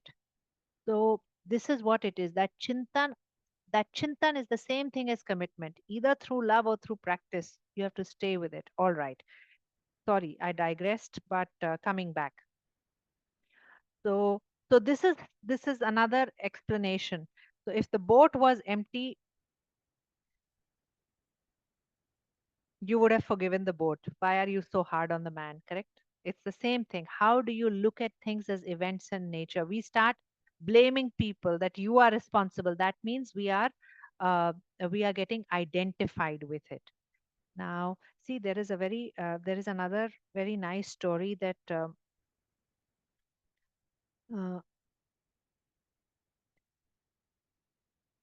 this example makes sense. Do I need to give you one more example? Osho has given. I can give you one more example. See, if a drunkard insults you, you don't mind. You know he's just talking. That man is crazy. If a man whose adrenaline is very high, okay, he's going through a chemical reaction inside him and he insults you, now you will get entangled, isn't it? Because you think he is totally in his senses. How is he talking to me like that? How can he talk to me like that? Now you're not able to see this. Now you're not able to detach. So this whole technique of seeing things as events in nature, as just as expression of gunas, helps you to stay detached. It's a technique that you can use. So there is a story of Buddha. You know how Buddha died, how he passed away? So Buddha had gone to a village, okay, and in that village, after he had his sangha, there was a poor man who invited Buddha to his house. So Buddha said, "Okay, I will come in the evening." So he goes to his house. That man was very poor. Osho बोलते हैं बिहार में ज़्यादा सब्जी भी नहीं होती थी. So he had this kukurkunda or something, some sort of a mushroom. So he would just pick that up and he was cooking that. Now, sometimes this kind of mushroom can get bitter and poisonous. So this man didn't realize it. He cooked. Buddha came, and in the best possible way he could, he received him. He had him sit. He served this food to him. He had tears in his eyes that Buddha himself came to his house. Buddha took the first bite. He took the bite, he saw the food, and he knew it was poisonous. He knew within himself that his body will die now. His body will not be there. He also saw the tears in that man's eyes, who felt so grateful that Buddha had come to his house. So he continued eating. He finished his meal, and then this man went, he dropped him. Then, when he came back and he ate that same food, first bite, he realized that it was bitter and poisonous. He ran to Buddha. He was crying and weeping, saying, "Why didn't you tell me? And why did you eat this food?" So Buddha, he was very compassionate. He said, "Don't worry, I have to die one day. So what? If today is the day, I can leave today. It's not a problem. You don't worry. I saw your face. I saw the tears in your eyes. And if I had said something, you would have felt, you would have felt so bad. So I did not want to say anything to you." And he said, "You don't worry. You have had, I will tell my people, I will tell my sangha, and you should know that you had the opportunity to serve Buddha his last meal. And you had that opportunity. Just like my mother was the one who served me my first meal, you were the one who had the chance to serve me my last meal, and you will get a lot of punya out of this." So when the rest of his sangha realizes that what has happened to Buddha, they are very upset and they are angry. But then Buddha tells them that, "Please go and tell in this whole village, announce that this man served Buddha his last meal like the mother served the first meal, and he is a punya atma." And otherwise people create all kinds of things. They will bother him, they will torture him, they will say all kinds of things to him. So how How does a being like Buddha look at something as simply an event in nature? How he looks. This is the way to see how much separation exists between who he is and that which surrounds him. Does that make sense? It's just an example, it's just an insight into that. Yeah? No? Okay, just be with it. Be with it. Um, so, whatever happens, one of the things for us to remember is just to stay a little bit aloof, stay disentangled, and then, you will experience more peace and less conflict. Um, and uh, this is something I wanted to share with all of you. So, those of you who have not done Yoga Sutras, if you want to know what a human being, what is the construction of a human being, it is not just this flesh, arms, legs. No. How does a human being come into existence? It's like this: there is Purusha and there is Prakriti. These are the a human being is composed of 25 tattvas. This is called the 25 tattva model. He's composed of Purusha and Prakriti. Purusha is the pure consciousness or the seer or the Atma. Then there is Prakriti, which is made up of Rajas, Tamas, and Sattva. Then Prakriti further breaks down into Buddhi, Ahamkar, and Manas. So this is where Ahamkar exists. This is where ego exists. It's a very fine line. You cannot destroy ego. It is like part of the machinery, but you can transcend ego. You can come into Purusha consciousness and then you will see the ego from top and you will realize that, oh no, this is just a way, this is just a tool, this is just part of my being. So you will learn to use ego also as a facade to function in the world.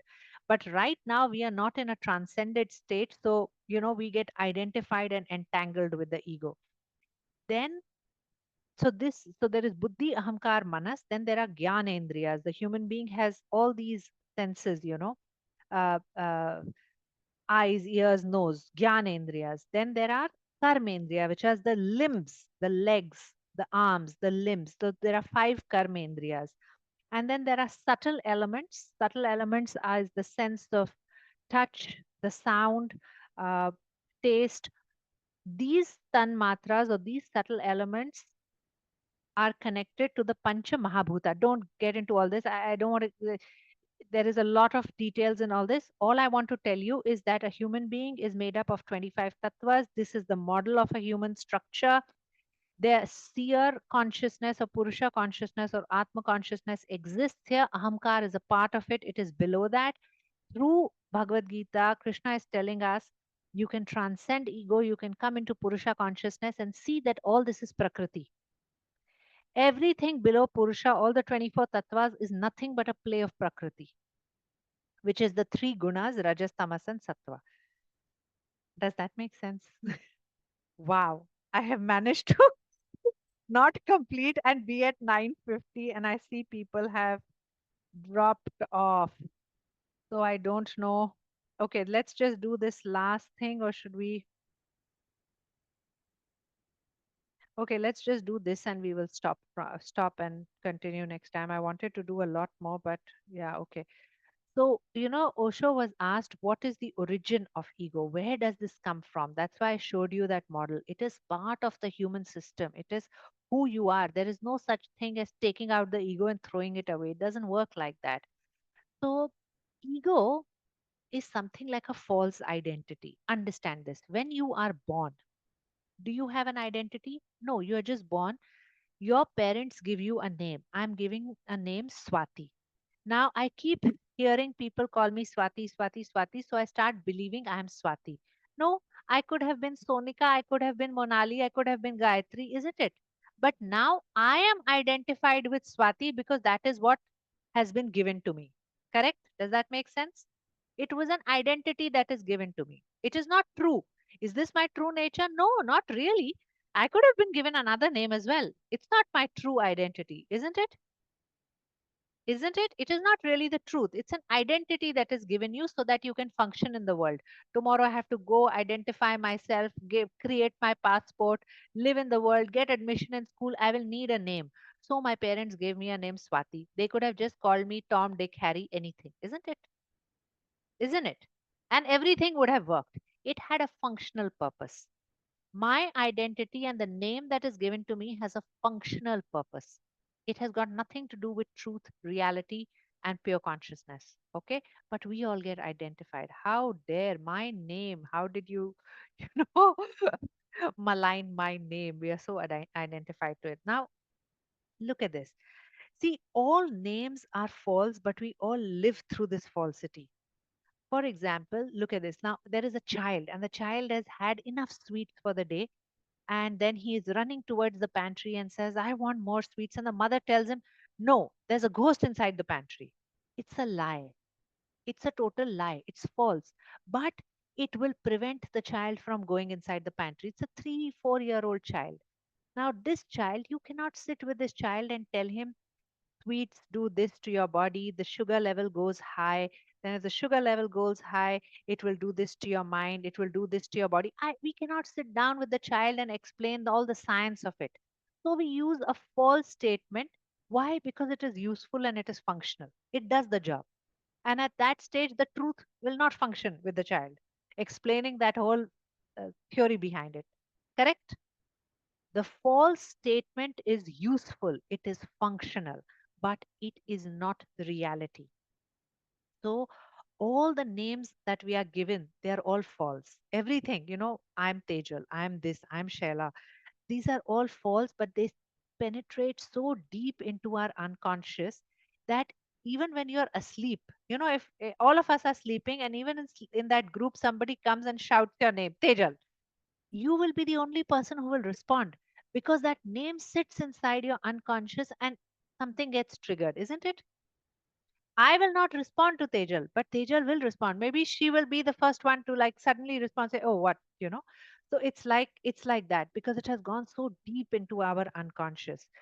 So uh, so babies, Osho says, first they become aware of you. They will become aware of people around them. Then they become aware of I. They are not aware of I. Then they become aware of, oh, this is my leg, this is my mouth. This is how a baby grows. So it is dangerous to allow words which are just functional to become an essential part of our life. That is why, when my friend's grandmother said, this body, not I, this body is hungry.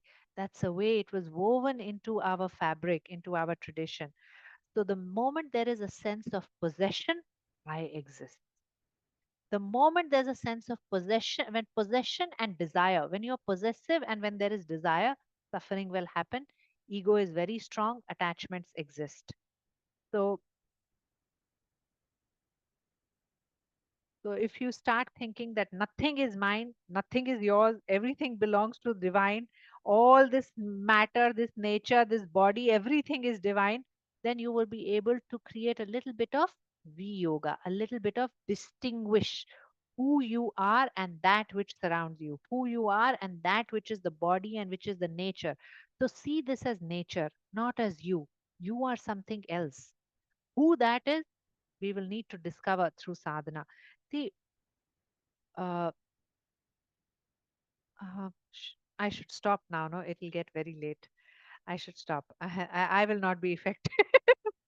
Okay, there's no point rushing through this. We will continue. So, if we are over Rajasic and commit violence, anger, how does karma come into play here? Are you still karmically bound by? Of course, yes, you will be karmically bound by action. Whatever you do, it will seep into your subconscious because the Purusha consciousness is surrounded by subtle body. So the physical body will drop off, Shaila, when we die, but the subtle body which surrounds the seer will continue till you can drop off the subtle body. Why do we exist? Why have we come into this world? Why have we taken this birth? So that we can dissolve the subtle body. So, whatever karmic actions, whatever, if you do those unconsciously, they go and start sitting in the subtle body. Subtle body is not dissolving. The way to dissolve subtle body in karma is to be conscious of your action. Then they will not go and add on to the subtle body. It will thin down. Kriya Yoga helps to thin down the subtle body. So, till your subtle body dries off and falls apart, you will be back into the cycle of birth and death. That will happen. Okay, over to you guys. Any questions, thoughts, comments? I have a question. Yes, Monali. So when you say sadhana, like what exactly do you mean? Sadhana is a practice that you take up to move towards your liberation. So what exactly can we do? Like, So see, depends. See, there are many paths to coming into moksha. There is the path of karma yoga, there is the path of bhakti yoga, there is path of kriya yoga, and there is jnana yoga. So personally, just from my experience and what I do and what we recommend for people in our classes, so yogic practices. So you do kriya yoga, some amount of asana, pranayama. Best to have an initiation into it. If you have learnt it properly, follow those. So kriya yoga. Then if you go into bhakti yoga, then certain chants you can have initiation in. Guru puja, you can do that. Guru puja is something which brings grace. Sadhguru is very big on Guru Puja. During COVID, he had told us you must, if you have no other sadhana, if you have no other practice, at least do Guru Puja. So this is available on Sadhguru app. It's just 8 minutes, and Guru Puja is not like to a Sadhguru or to a Shri Shri or Osho. It's not like that. Guru Puja is Guru Puja. It's called Shodash Upachar. It is the same across the Hindu tradition. Any tradition you go to, Guru Puja is done like this only. It is the same chant. So then you can, so it's just an 8 minute practice, or you can do it anytime. You just light a lamp, you put your AirPods and just listen to Guru Puja. Slowly, if you learn to chant, you can chant along with it. So you just have to light a lamp and sit still and be with Guru Puja, 8 minutes. That's also a sadhana. Certain chanting, people do certain chanting. There are like, uh, in the tradition that I follow, we have the Devi chant. So at least on every Paurnami, do the 2-3 rounds of Devi chanting, or do it every day. Some people do Hanuman Chalisa, whatever. If you have an initiation or a specific connection, then you follow that. So that becomes a sadhana. Some people do written jap. Like they do a written Ram Nam jap. Like they will do this as a daily practice, as an offering. So doing that. So these are practices. And then in Jnana Yoga, what you do is you can like pick up one shloka of Bhagavad Gita or Yoga Sutra, and then see how am I going to apply this in life. So that becomes like your Gyan path. And Karma Yoga, be aware of every action that you're doing. Every action that is coming out of you, do it consciously. So that also becomes whatever action you do it consciously, do it like how Shravanti, if you joined Shravanti, spoke about how I'm doing it now as an offering to God. So if I'm cooking food for my children, I'm first making prasad. Mentally, I offer this prasad first to God, and then everybody is eating prasad in my house. Nobody is having lunch, dinner. We just have prasad in our home. So hmm, these are all practices. But what makes sadhana really potent is your involvement. hmm. You have to be very involved, not with half mind. You have to be totally there and give yourself to it. So volunteering is also a part of karma yoga. These are things that you can do. No, very nice. Because of late I've been listening to Nirvana Sutram, and that really is very powerful to me because, as you were explaining right now, that I'm just the consciousness. And, I'm not the anger, I'm not the body, I'm not these emotions, I'm not all of this. I'm just the consciousness, and that's it. Correct. And the thing is, so, and usually, so what I've noticed that, if I have like heightened emotions, so if I'm angry, so earlier I did not even have that consciousness because the ego level was very high, and I would feel that it's me and I had to be right. But like, as I'm listening more to Brahma Kumari, I really like the way, she delivers the messages. And one thing which she had said, that if someone is insulting you, and if you don't take the insult, then you've not been insulted. So it's like, if you are not just accepting it, if somebody, like, you don't accept it, you don't get it. And that's when, and then sometimes I connect, like, this stotram with all of that. And now at least I'm getting aware that, if I'm getting angry, and when I start saying I in certain things, then I'm realizing that, this is incorrect. Earlier I did not have that. So I'm thinking that even these small baby steps is kind of helping me. Yes, it is building Yeah. awareness. So building awareness itself helps to de-identify a little bit. So that's very useful. And just because you mentioned Nirvan Shatakam, and I had mentioned in the group chat, it's beautiful how he says Mano Buddhi Ahamkar Chittani Naham.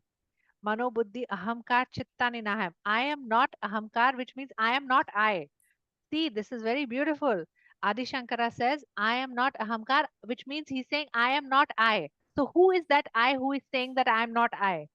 That is the I that Krishna is speaking of. That is the I that Krishna says, I I don't need to do action. It is that I. It is the Purusha consciousness. It's the pure consciousness I. Because in language, how do you express without it? This is called the limitation of language. I just, because you said it, it came to my mind. But yeah, that's good. That means awareness is happening. So that's how most of us progress. I wanted to share. So originally I had started like so long back, I started reading Sai Satcharitra. And at that time, I did not understand. And sometimes, like I've been listening to some of the Gita lessons, and then I listened to Brahma Kumari, and then when I listened to these stotrams. So that's when actually now I'm understanding Sai Satcharitra much more better, because it is based out of Gita. And all these examples that Sai is giving in the book is actually what you are explaining. And that's when, yeah, am I able to apply it in my life? No, not yet. I'm way, way, way away from that. Yeah, slowly. At least look at Karma Yoga. I've been making this list from every chapter. How can we apply Karma Yoga? How can we turn our action into Karma Yoga and not just keep it as a karma? See if you can pick up some ideas, pick up one or two things and really give yourself to it. That helps. Anybody else wants to share with Monali from their practice or anything? Gayatri, anything on Sai Charitam? I have no clue, so I don't know. But Gayatri, I know has done- Gayatri is a big Sai Bhakt because I used to see her in the Sai Yeah, so temple. if she wants to share something, I don't know. I think everybody has the same, no, everybody says the same, Sai hai, Sadguru hai, apna, it's the same message, everybody is delivering the same message, hai na? It's just to connect with somebody and that's it. Pooja, you want to share something with Monali? Pooja is also a very seasoned practitioner. She's been into Vipassana for a very long time. So see, we have used this group. There is really resonate, talk to people. They are all of us are doing the same thing. Some of them are very experienced. No, Yeah. it's very good because I know most of the people in the group. Very nice. Because Yes, Pooja. Tejal brought us all together. So Yes. Very So I think nice. it seems that it's meant to be, as you were explaining, Swati. So, and maybe I didn't realize that, when I met Pooja, I met Sheila as a very good friend, and it was through Tejal. And yeah, maybe it was just meant to be. It is he who's doing it. Swati, unknowingly, I'm gathering my group and bringing like-minded people with you. Very nice. Very nice. Very nice. Yes, Pooja. You want to share something with Monali on that? no, I'm just all I think awareness and patience right now. Yeah. I have just two words. And it's not a linear road. Yeah, it's not a linear path. I like this, Sai Baba also says, Saburi means patience. You have to have patience. And when Sadhguru says, and look at Nandi, he is just waiting. Just wait. One day it will happen. So I am waiting. I am waiting. I honestly see myself. I am waiting. So this is the wait, but waiting patiently. Ek din aayega aisa. You know, the day you stop waiting, it'll come. I mean, You go out and do it. Okay. Anything else? Anybody else? Any thoughts, comments, Sonika? Anything? I'm listening to all of you. I feel like an infant because this is my first experience with anything. I have not done any yoga sutras or anything. I just wanted to learn about the Bhagavad Gita because I've just heard it as a story as a kid. So right now there is so much depth to it that I am completely overwhelmed. And then I listen to you all, and I'm looking at you all because I think you are at least 20 years younger than me, but so much more knowledgeable. So I'm very happy and excited to be here and just imbibe what I can from you all because there is no age to a guru, right? So I'm looking forward to this. I think this is going to be quite a journey for me. I'll share that small sadhana I have been doing from last 3 years now regularly every day. Very good. And I just look Like I do Shiva Abhisheka in the morning every day. अब तो जैसे ऐसा हो गया कि I just get up in the morning. I think this is like in my mind. What will I do today? I have to do this. I have to get him Abhishek done. I have to get the Abhishek done of Shiva. It's like a baby. I feel that he's like a baby there, and I have to get him and give him a bath in the morning. Very I nice. have to give him a bath and I have to just decorate him. Oh, you are ready for the day. I don't know, when I look at him, Swati, I feel that, okay, now he's ready. I will take a picture of him now. He's ready for the day. This Which is very, this very is, I beautiful. don't know. It's just, I always am in tears when I am putting that Abhishek and just saying, जैसे कोई baby को मैं नहा रही हूँ and he's getting ready and I love it. I love it. Very nice. So in bhakti, when we come into bhakti, they speak of Naivedya Bhakti, you know, the 9 ways of connecting with God. One of the ways, so you can look at God as your guru, you can look at God as your friend, like Krishna Arjuna relationship. You can look at God as your beloved, like Meera did. You can look at God as how Gayatri is building naturally in this relationship. And I think being a mother comes so naturally to her, also because of I know her personally. So, you know, this is called the Vatsalya Bhava. So that is why they have this Laddu Gopal. Depending upon the kind of person you are, what kind of propensity or tendency is strongest in you, you use your own nature, your own rajas, tamas, satma configuration. It is your unique configuration which will create a certain lens in you. Some of us will naturally be inclined to a guru shishya relationship with God. Some of us will be inclined to a beloved's relationship with God. Some as friend, some as servant, like Hanumanji is seen as like just the servant. That is how he had his relationship with Bhagwan Ram, or this Vatsalya Bhav, Laddu Gopal. So, you know, like in Vrindavan, they give this Laddu Gopal initiation to some of the sadhaks. So they will give Laddu Gopal and they say, this is your baby. You actually start seeing that he's your baby. You dress him up, you bathe him.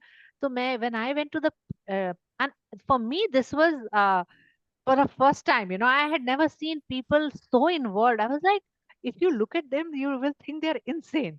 So there was this elderly couple, and their daughter was married. They were volunteers in Prem Mandir in Vrindavan. So I went to their room, and I was just, you know, as a friend of mine took me there, and I was just meeting them. And wo uncle was watching TV, और उनके bed पे उनका वो Krishna Laddu Gopal was sitting there, and there was a fruity, and he said, ये लड्डू गोपाल को आजकल fruity अच्छी लगती है.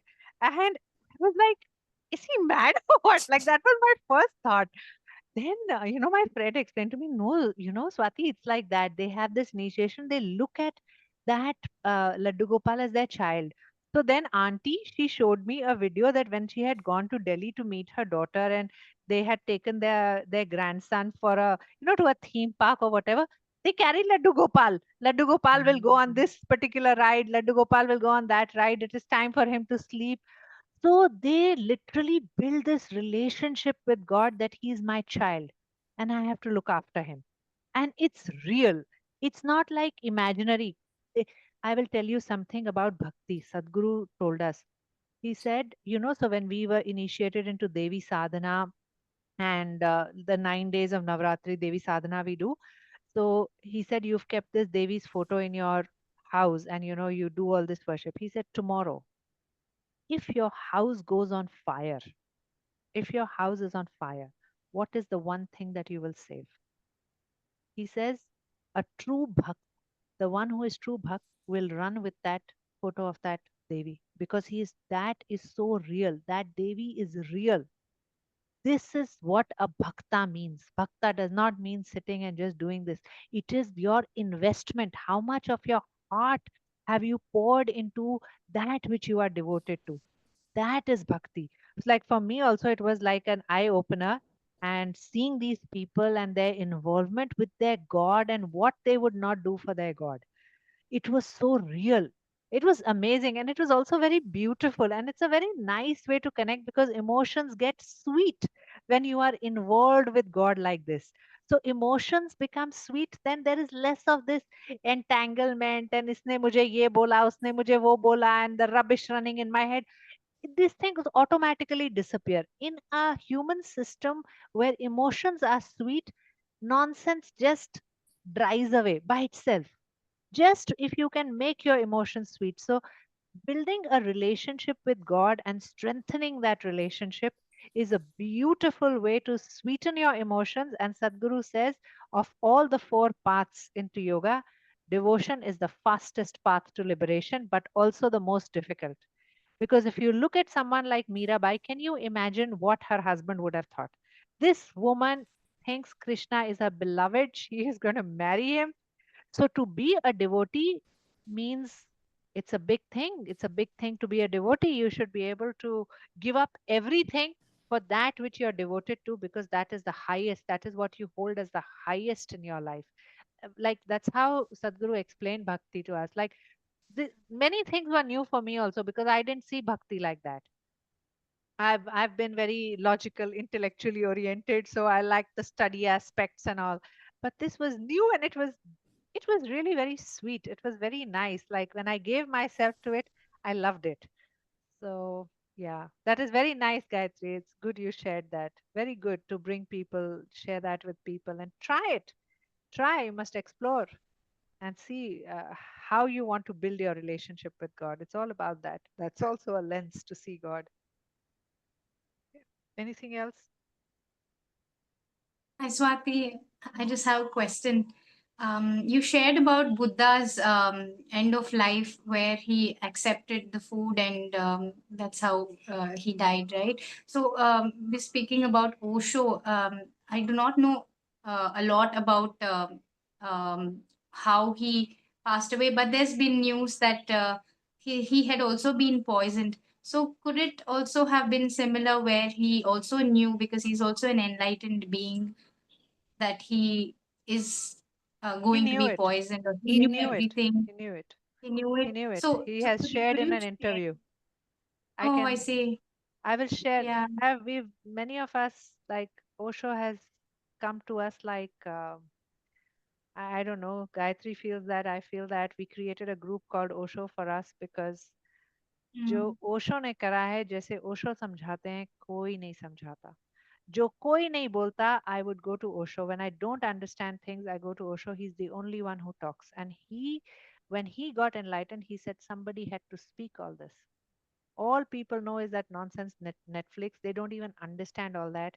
But he is, I I had tears in my eyes just reading about that. There has been, and he spoke openly. He spoke about people who were turning religion into facade. Bhakti to gayab ho gayi thi usme se. It was just religion. So true religion was lost in the name of religion. And he spoke against religion. He spoke against people who were doing that, because they were taking people away from God, not closer to God. There were attacks on him twice. He was, there was attempt to shoot him. I And heard somebody saying, एक video था, he said कि जैसे Jesus के साथ हुआ था ना, कि when Jesus was there, nobody thought that he's God. एक दिन ऐसा आएगा. I don't know why I feel strongly. One day, maybe 100 years back के बाद, it will come that Osho will be treated as God. उनको लोग बोलते भी थे भगवान. It's not something that अभी तो because there are still some people who don't believe ऐसा कुछ है, but there will be a time when his teachings and his whatever he has said will treat it as a God.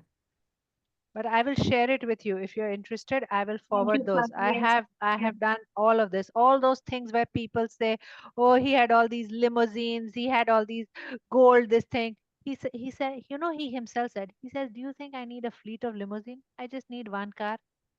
He says, "I don't even drive the car. I've not even seen how many limousines are there." He says, "But I have to do it." It was a facade he created. He said, "Who will take care of those people who are sitting in these, the rich and the wealthy?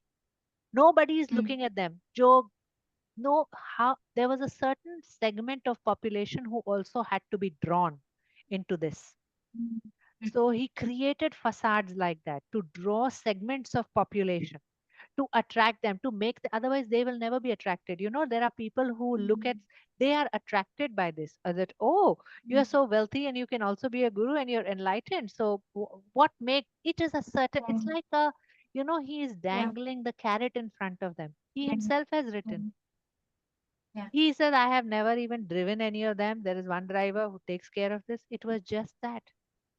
So he Mm. only says that and kabhi Osho ke bhai, his youngest brother is still alive, and sometimes he talks and बहुत इतने अच्छे से वो समझाते हैं, कभी उनको सुनो. Yes, yes. You have heard him, huh? Yeah, on YouTube. Yeah. Yeah. So it was, he took up certain things. He says the whole Mm. wanted to speak through me. If you read about his moment of enlightenment, and Mhm. he was Yeah. 400 years ago, in his previous lifetime, he was a Tibetan monk. So he says that Oh. I have gone into many paths. And he says, I have studied from I have gone into many traditions and various traditions. And I have the secrets of, the Lao Tzu's secrets and the Yoga Sutra Mhm. secrets and the Buddhism. And I want to share it with you. Right. And he had a serious problem in his spine and everything. So that is why he Mm. would just give his discourses, and the rest of the time he would stay silent. He Right. just stayed silent. So, but he used many methods. He also knew secrets from Tantra. So he used those methods. Like people speak of all this Netflix, this, that. And it Yeah. shocked me when I saw it for the first time. But I'll tell you, when people's Mhm. energy is collected at like Mooladhar, and it needs a certain way of expression, and it needs to be managed. He used a technique from Tantra. I Yeah. think he just used a technique from Tantra. Whoever wants to do it, Yeah. try it. It was never an imposition. But if people Yeah. felt drawn to it, go, because this is your most dominant energy. If you're not done and over with it, you will not go to the next step. So Yes. this is how I understood it. I don't know all of it, but I know that he was a Okay. master of Tantra. So yeah, uh, I will Sure. forward some of those links to Thank you. you, Fatila. Thanks a lot. I'll do that. Sorry, I Anybody have else? another question. So because I don't know much about Osho, and like when we were in India, when we were growing up, there was like a lot of negativity that we had heard about that, especially where I was growing up. And then afterwards, I saw, of course, that Netflix documentary, that Wild Country, and then I saw some YouTube videos, and so I've always had that bias. And then when I heard you speaking so highly of Osho, it really intrigues me, and I would really like to know You more want to? about him. I will send you some links. You can look at it. The same links Yeah, that I will send Harishma, I will send it to you. yeah. But all this Gita commentary, who told me about Osho's Gita commentary? From whom it comes? Nobody will give Osho's name, but everybody reads Osho's commentary. When he was jailed in the United States, the the chief monk from a Zen monastery called up the US office, whatever, and he was he made some claim, how can you do that? And he spoke to Osho. I'll share that whole conversation. It is so beautiful. And Osho says, he himself says that we all teach from Osho's books. From Osho's talks, those Zen monks teach, because nobody explains it like he explains it. And Osho was considered as the most formidable debater across the length and breadth of India.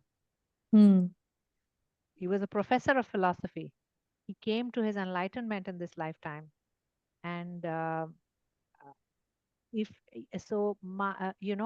Kripaluji Maharaj, who is Swami Mukundananda's guru, he is a Rasik saint.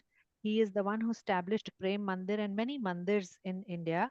And my father used to follow him. So Rasik saint, if you look at it, a very conventional, a very traditional kind of a man. Imagine living in Vrindavan, working with that population. He is the one, because my father was very close to him. He was a volunteer at Prem Mandir and everything. Through him, he said, Gita samajhni hai to Osho ki commentary suno. He said, a man who is as traditional and as conventional, like working with in that sort of an environment. He said that, and it is true. So many times I hear people who speak, they have taken it from Osho's commentary because I've read it, because and Osho lived before them. Yeah. It's such a shame, right? Like because of Netflix, like people, it's It's like we are so ignorant it is and we so don't know much. sad. And then, yeah. I went back to people. We have this Osho group. I got connected with them. They're very big in Gujarat. Like, people worship him.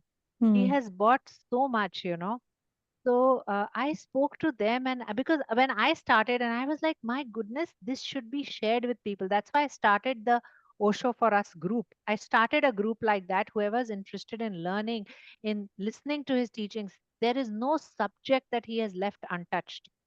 He has spoken on so many subjects, so much to learn from him.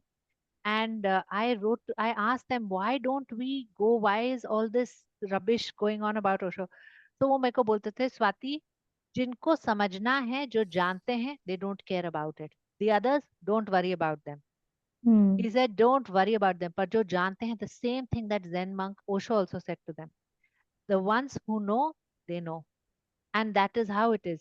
So, he gets this association with sects and all of that. Hmm. But what has he not spoken of? But people's minds are so filthy that the only thing that they get attracted towards is, yes, what is that chapter? What is that book? Sambhog se समाधि तक, संभोग से संभोग से संभाति. समाधि तक। उनकी एक ये बुक आई थी. वो लोगों And को समझ ही नहीं आई, इसलिए and they say, and they think he's just speaking about sex, but it is such an essential part. अगर तुम hatha yoga पढ़ो, the sex center is the center from which all energy is coming up. All your kundalini comes up from there. You have to address it. But people look at, उनको समझता ही नहीं है, and their minds are so filthy, they think, oh, something is going to happen. What about the so many other things that he has spoken of? What about the Bhagavad Gita? What about the Yoga Sutras? Why are people not talking about that? What about the Lao Tzu's commentaries? The amount he has spoken on Buddhism. He has written so many, so much. but It's I have that book also. you उसमें भी have it's not that you have it had is not that. that He is is not that. yeah. Yeah, I He read is it. explaining the energy How you thing. Yeah. can move ahead of, like, उससे ऊंचे उठ जाओगे ना Yeah, आप। how do you Correct. That's why transcend it, right? How do you? transcend it. It's How can Kundalini. you transcend? Yeah, He's actually talking about Kundalini. How do you raise your Kundalini energy, which starts from your sex center, which is your Mooladhara chakra, to bringing it to your Sahasrara and come into enlightenment. So Sambhog se Samadhi tak, from the sex center to Samadhi. How will you come into this Samadhi? कैसे इस energy को लगाना है? So pranayam, asana, kriyas, they all work on this energy. Hmm. So yeah, it is. Yeah, it's a shame because when people like us who know nothing, and when you just look up, like, and especially after Netflix, you're searching for certain things and all you see is just negativity. And then you wonder, really, like, then why is he like revered, right? Because if there is like, and that's why I was very glad that when you speak about him, then at least I get to see him in a different light for what he is. Otherwise, I would have not even known. Just being very honest. Yeah. Yeah, I totally get it. I understand many people start from there. For me, Netflix happened much later. By then, I had fallen in love with Osho so much that no matter what anybody said, I couldn't care less. I couldn't care a damn because I knew him. I had been touched by him. I am so grateful. I mean, I have tears in my eyes thinking about him and what he has done for me. अगर ओशो नहीं होते ना, मुझे कभी योगा समझ ही नहीं आता, because my longing for understanding these texts is crazy. It was crazy, wild crazy. Sadhguru will not speak on text. He will not do it. He will give you all of it, but he will not give you in a textbook format. वो ऐसे हैं ही नहीं. Sri Sri Ravi Shankar I read, but it didn't satisfy me. And then Osho happened and he just appeared and it just kept happening, snowballing. And what he has done, I think I would have never become settled. I would have never understood. I would have died incomplete and longing agar Osho nahi hote. That is how I feel for him. He came and he solved me. He solved all my questions. Literally, that is called samadhi, samadhan, where there is just solution. When no problems are left, it is called samadhi, samadhan. He did that samadhan on me. And that also I have known him and through his work. Look, so this also tells us, no, how shallow we are, that we judge people by looks and what other people say. How stupid to judge someone by what someone else says without your personal interaction or without your own checking on. A person's work speaks more than a a gossip documentary made to, for sensationalism and money. It is created for sensationalism and money. And you are going to believe that more than the work that is being done. It is a reflection on you, not on him.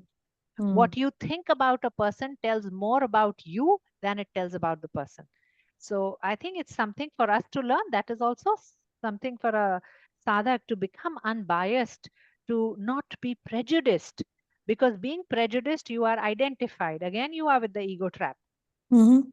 So yeah, I mean, for me, it's just, I was just fortunate. I sort of got a backdoor entry. So I knew things before, I never had an interaction with the way most people have it. I never had it that way. And some of his, like now I don't do them, but when I was very young, I started actually all my reading, I started with Osho for some reason, very random. But he used to have very good meditations. Like his chakra meditation is unmatched. And So yeah, go ahead. yeah, he really does. I mean, I think he just cuts. It's very cut and dry, right? For me at least, for when I started with that, so it worked for me. And now through Swati, I guess, we're getting that dose a little bit at a time. But I know people were very apprehensive. Like when I went to the ashram the first time, it was my 21st birthday, and everyone is like, what is this 21st? And all my friends, like everyone came just because they're like, what is she doing alone in the ashram? So everyone had this fear. And then I think when everyone was there, they realized, okay, there's nothing. And then they left me. But like to Monali's point, there was a lot of apprehension. Yeah, you know Pooja, right? Like what I'm talking about, especially in No, I Bombay, faced in the that. Gujarati families and all that, Yeah. so yeah. Yeah, I faced that. Where people are like, what is wrong? Yeah. I'm just going, like, because I'm drawn to it. Like, there's no, yeah. But there was a bias, I think, right? Because they don't know. Yeah. They've only heard, right? That's what it is. They Yeah. don't into anything, but it's just what they've read and heard. But it's also the perception, right? You think of enlightened human beings like Gautam Buddha, or you think of Guru Nanak, or you think of any of those, you don't associate basic material or sexual stuff with them. So when this seems out of the ordinary of what you perceive an enlightened human being to be, then you can't blame people for having those biases either. I feel that people were not Correct. You have a ready at point. that time. Like Swati ने वो पत्ते का example दिया ना, मुझे लगता है वही था that people at that time were not ready to hear that. I Yeah. think he was ahead of his time. Abhi bhi, he's little ahead He's of ahead of his time. He's maybe after very 100 ahead of years, his time. people will understand him. And I met a That is, lot he of was much ahead of his time. Us time, Absolutely. And you have to kind of deal with your basic nature before you elevate yourself to anything above that. And when you talk of that book, Sambhog se Samadhi tak, or whatever you said, he is saying that, start with the very basic, deal with it, finish it, get over it. finish it, get over it, and move on from it. And that's the only way you're going to be. Otherwise, if you've not, as they say, that if you kind of have to remove your layers, right, to get to your Atman. Correct. And that's one of the layers that you have to remove. That's what Swati was saying about sannyas. You can't become sannyas ऐसे छोड़ के. पहले तुम उसको attend करो, all those things, and then you can have sannyas. Otherwise, you'll be again attached to that thing. Correct. So that's what he's saying in that Absolutely. book. You finish with that and then move forward. The ashrams. Absolutely. Sare Yeah. ashram naturally coming into it. Yeah. I watched that movie too on Netflix last year, Thanksgiving, before I started these classes, and it was pretty shocking. I have not even seen the whole of haven't it. seen it. I have just seen the first 15 minutes and I turned off. I was like, I know Osho better than this. Yeah, so I watched the whole thing, and what I came out of it was not him as much, because at that time Correct. I've heard that. he had gone into not speaking. He was not talking, and all of the stuff that was going on between the government and him were his people, his people that are supposed to be representing him. not himself. I don't even know if he knew what was going on because he was withdrawn from everybody. So so that's what I took out of it, was that I don't think a lot of it came from him. It's just people that are trying to get famous or trying to get, their name out there. That more so than it was actually coming from his direction. Because a lot of that time he was not speaking. For many years, I think they said he didn't speak at all. And then when I started hearing you reference him, I too was surprised. But I, I'm listening to his commentary, and it's all in alignment with the other gurus, Sadhguru and Sri Sri Ravi Shankar. And so, I mean, I just took it, as that, like he's, legit. So He is the deepest, let me tell you. Nobody goes to the depth in yoga. I have gone through commentaries with different authors, with Swami Sarvapriyananda, with Bhakti commentators, with Swami Mukundananda, all of them. I'm telling you, nobody goes to the depth with which Osho goes. And when Osho talks, he is channeling. He's channeling Krishna. He is not giving any interpretation. So when Osho gives a commentary, all the paths come together. He's not saying bhakti is better, karma is better. He makes, this is what is the beauty. He unites everything. He makes you see that it is all one, but he will make you, logically, he will create that for you. And he will show you. He channels Krishna. I mean, that is my own personal experience in having gone through several commentaries. Some of them are so shallow. It's like, I ordered those books and it was irritating me. They're so shallow, really shallow. I couldn't stand it. I was like, what are you even talking? Like, after listening to Osho, some of them I can't even stand them. I was like, or maybe, for beginners, for people who are first time reading, it's okay just to give a familiarity about what this is. It's okay. I'm in no competence or capacity to comment, but it didn't work for me. For those who are local, there's I used to go, this is again in the 90s, if you've heard of Jaya Rao, she also follows Vedanta, right? Runs, I think, the Vedanta Institute. She's visiting. Yeah. So there are sessions this end of this week onwards in New Jersey for those who are interested. Yeah, you can share it on the group chat if anybody I'll is share it, interested, they whoever can. wants to. Yeah.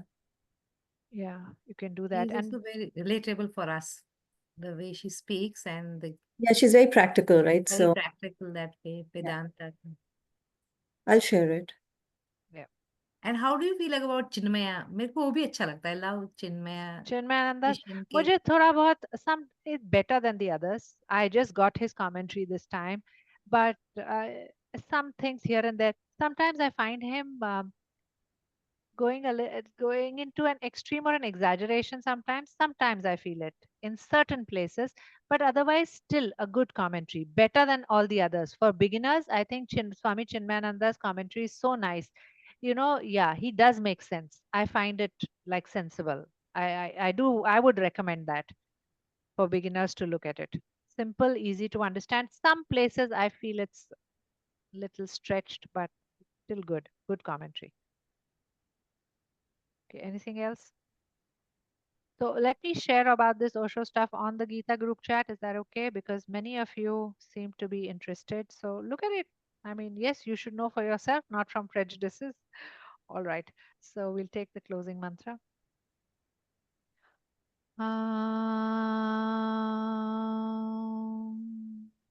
Purnamada Purnamidam Purnat Purnamudachyate Purnasya Purnamadaya Purnamevavashishyate. Om Shanti Shanti Shanti. Om Shri Krishna Arpanamastu. Thank you very much. I will see you next Sunday. Night. Bye bye. Thank Bye bye. you. Good night. Good night. Good night. Bye bye.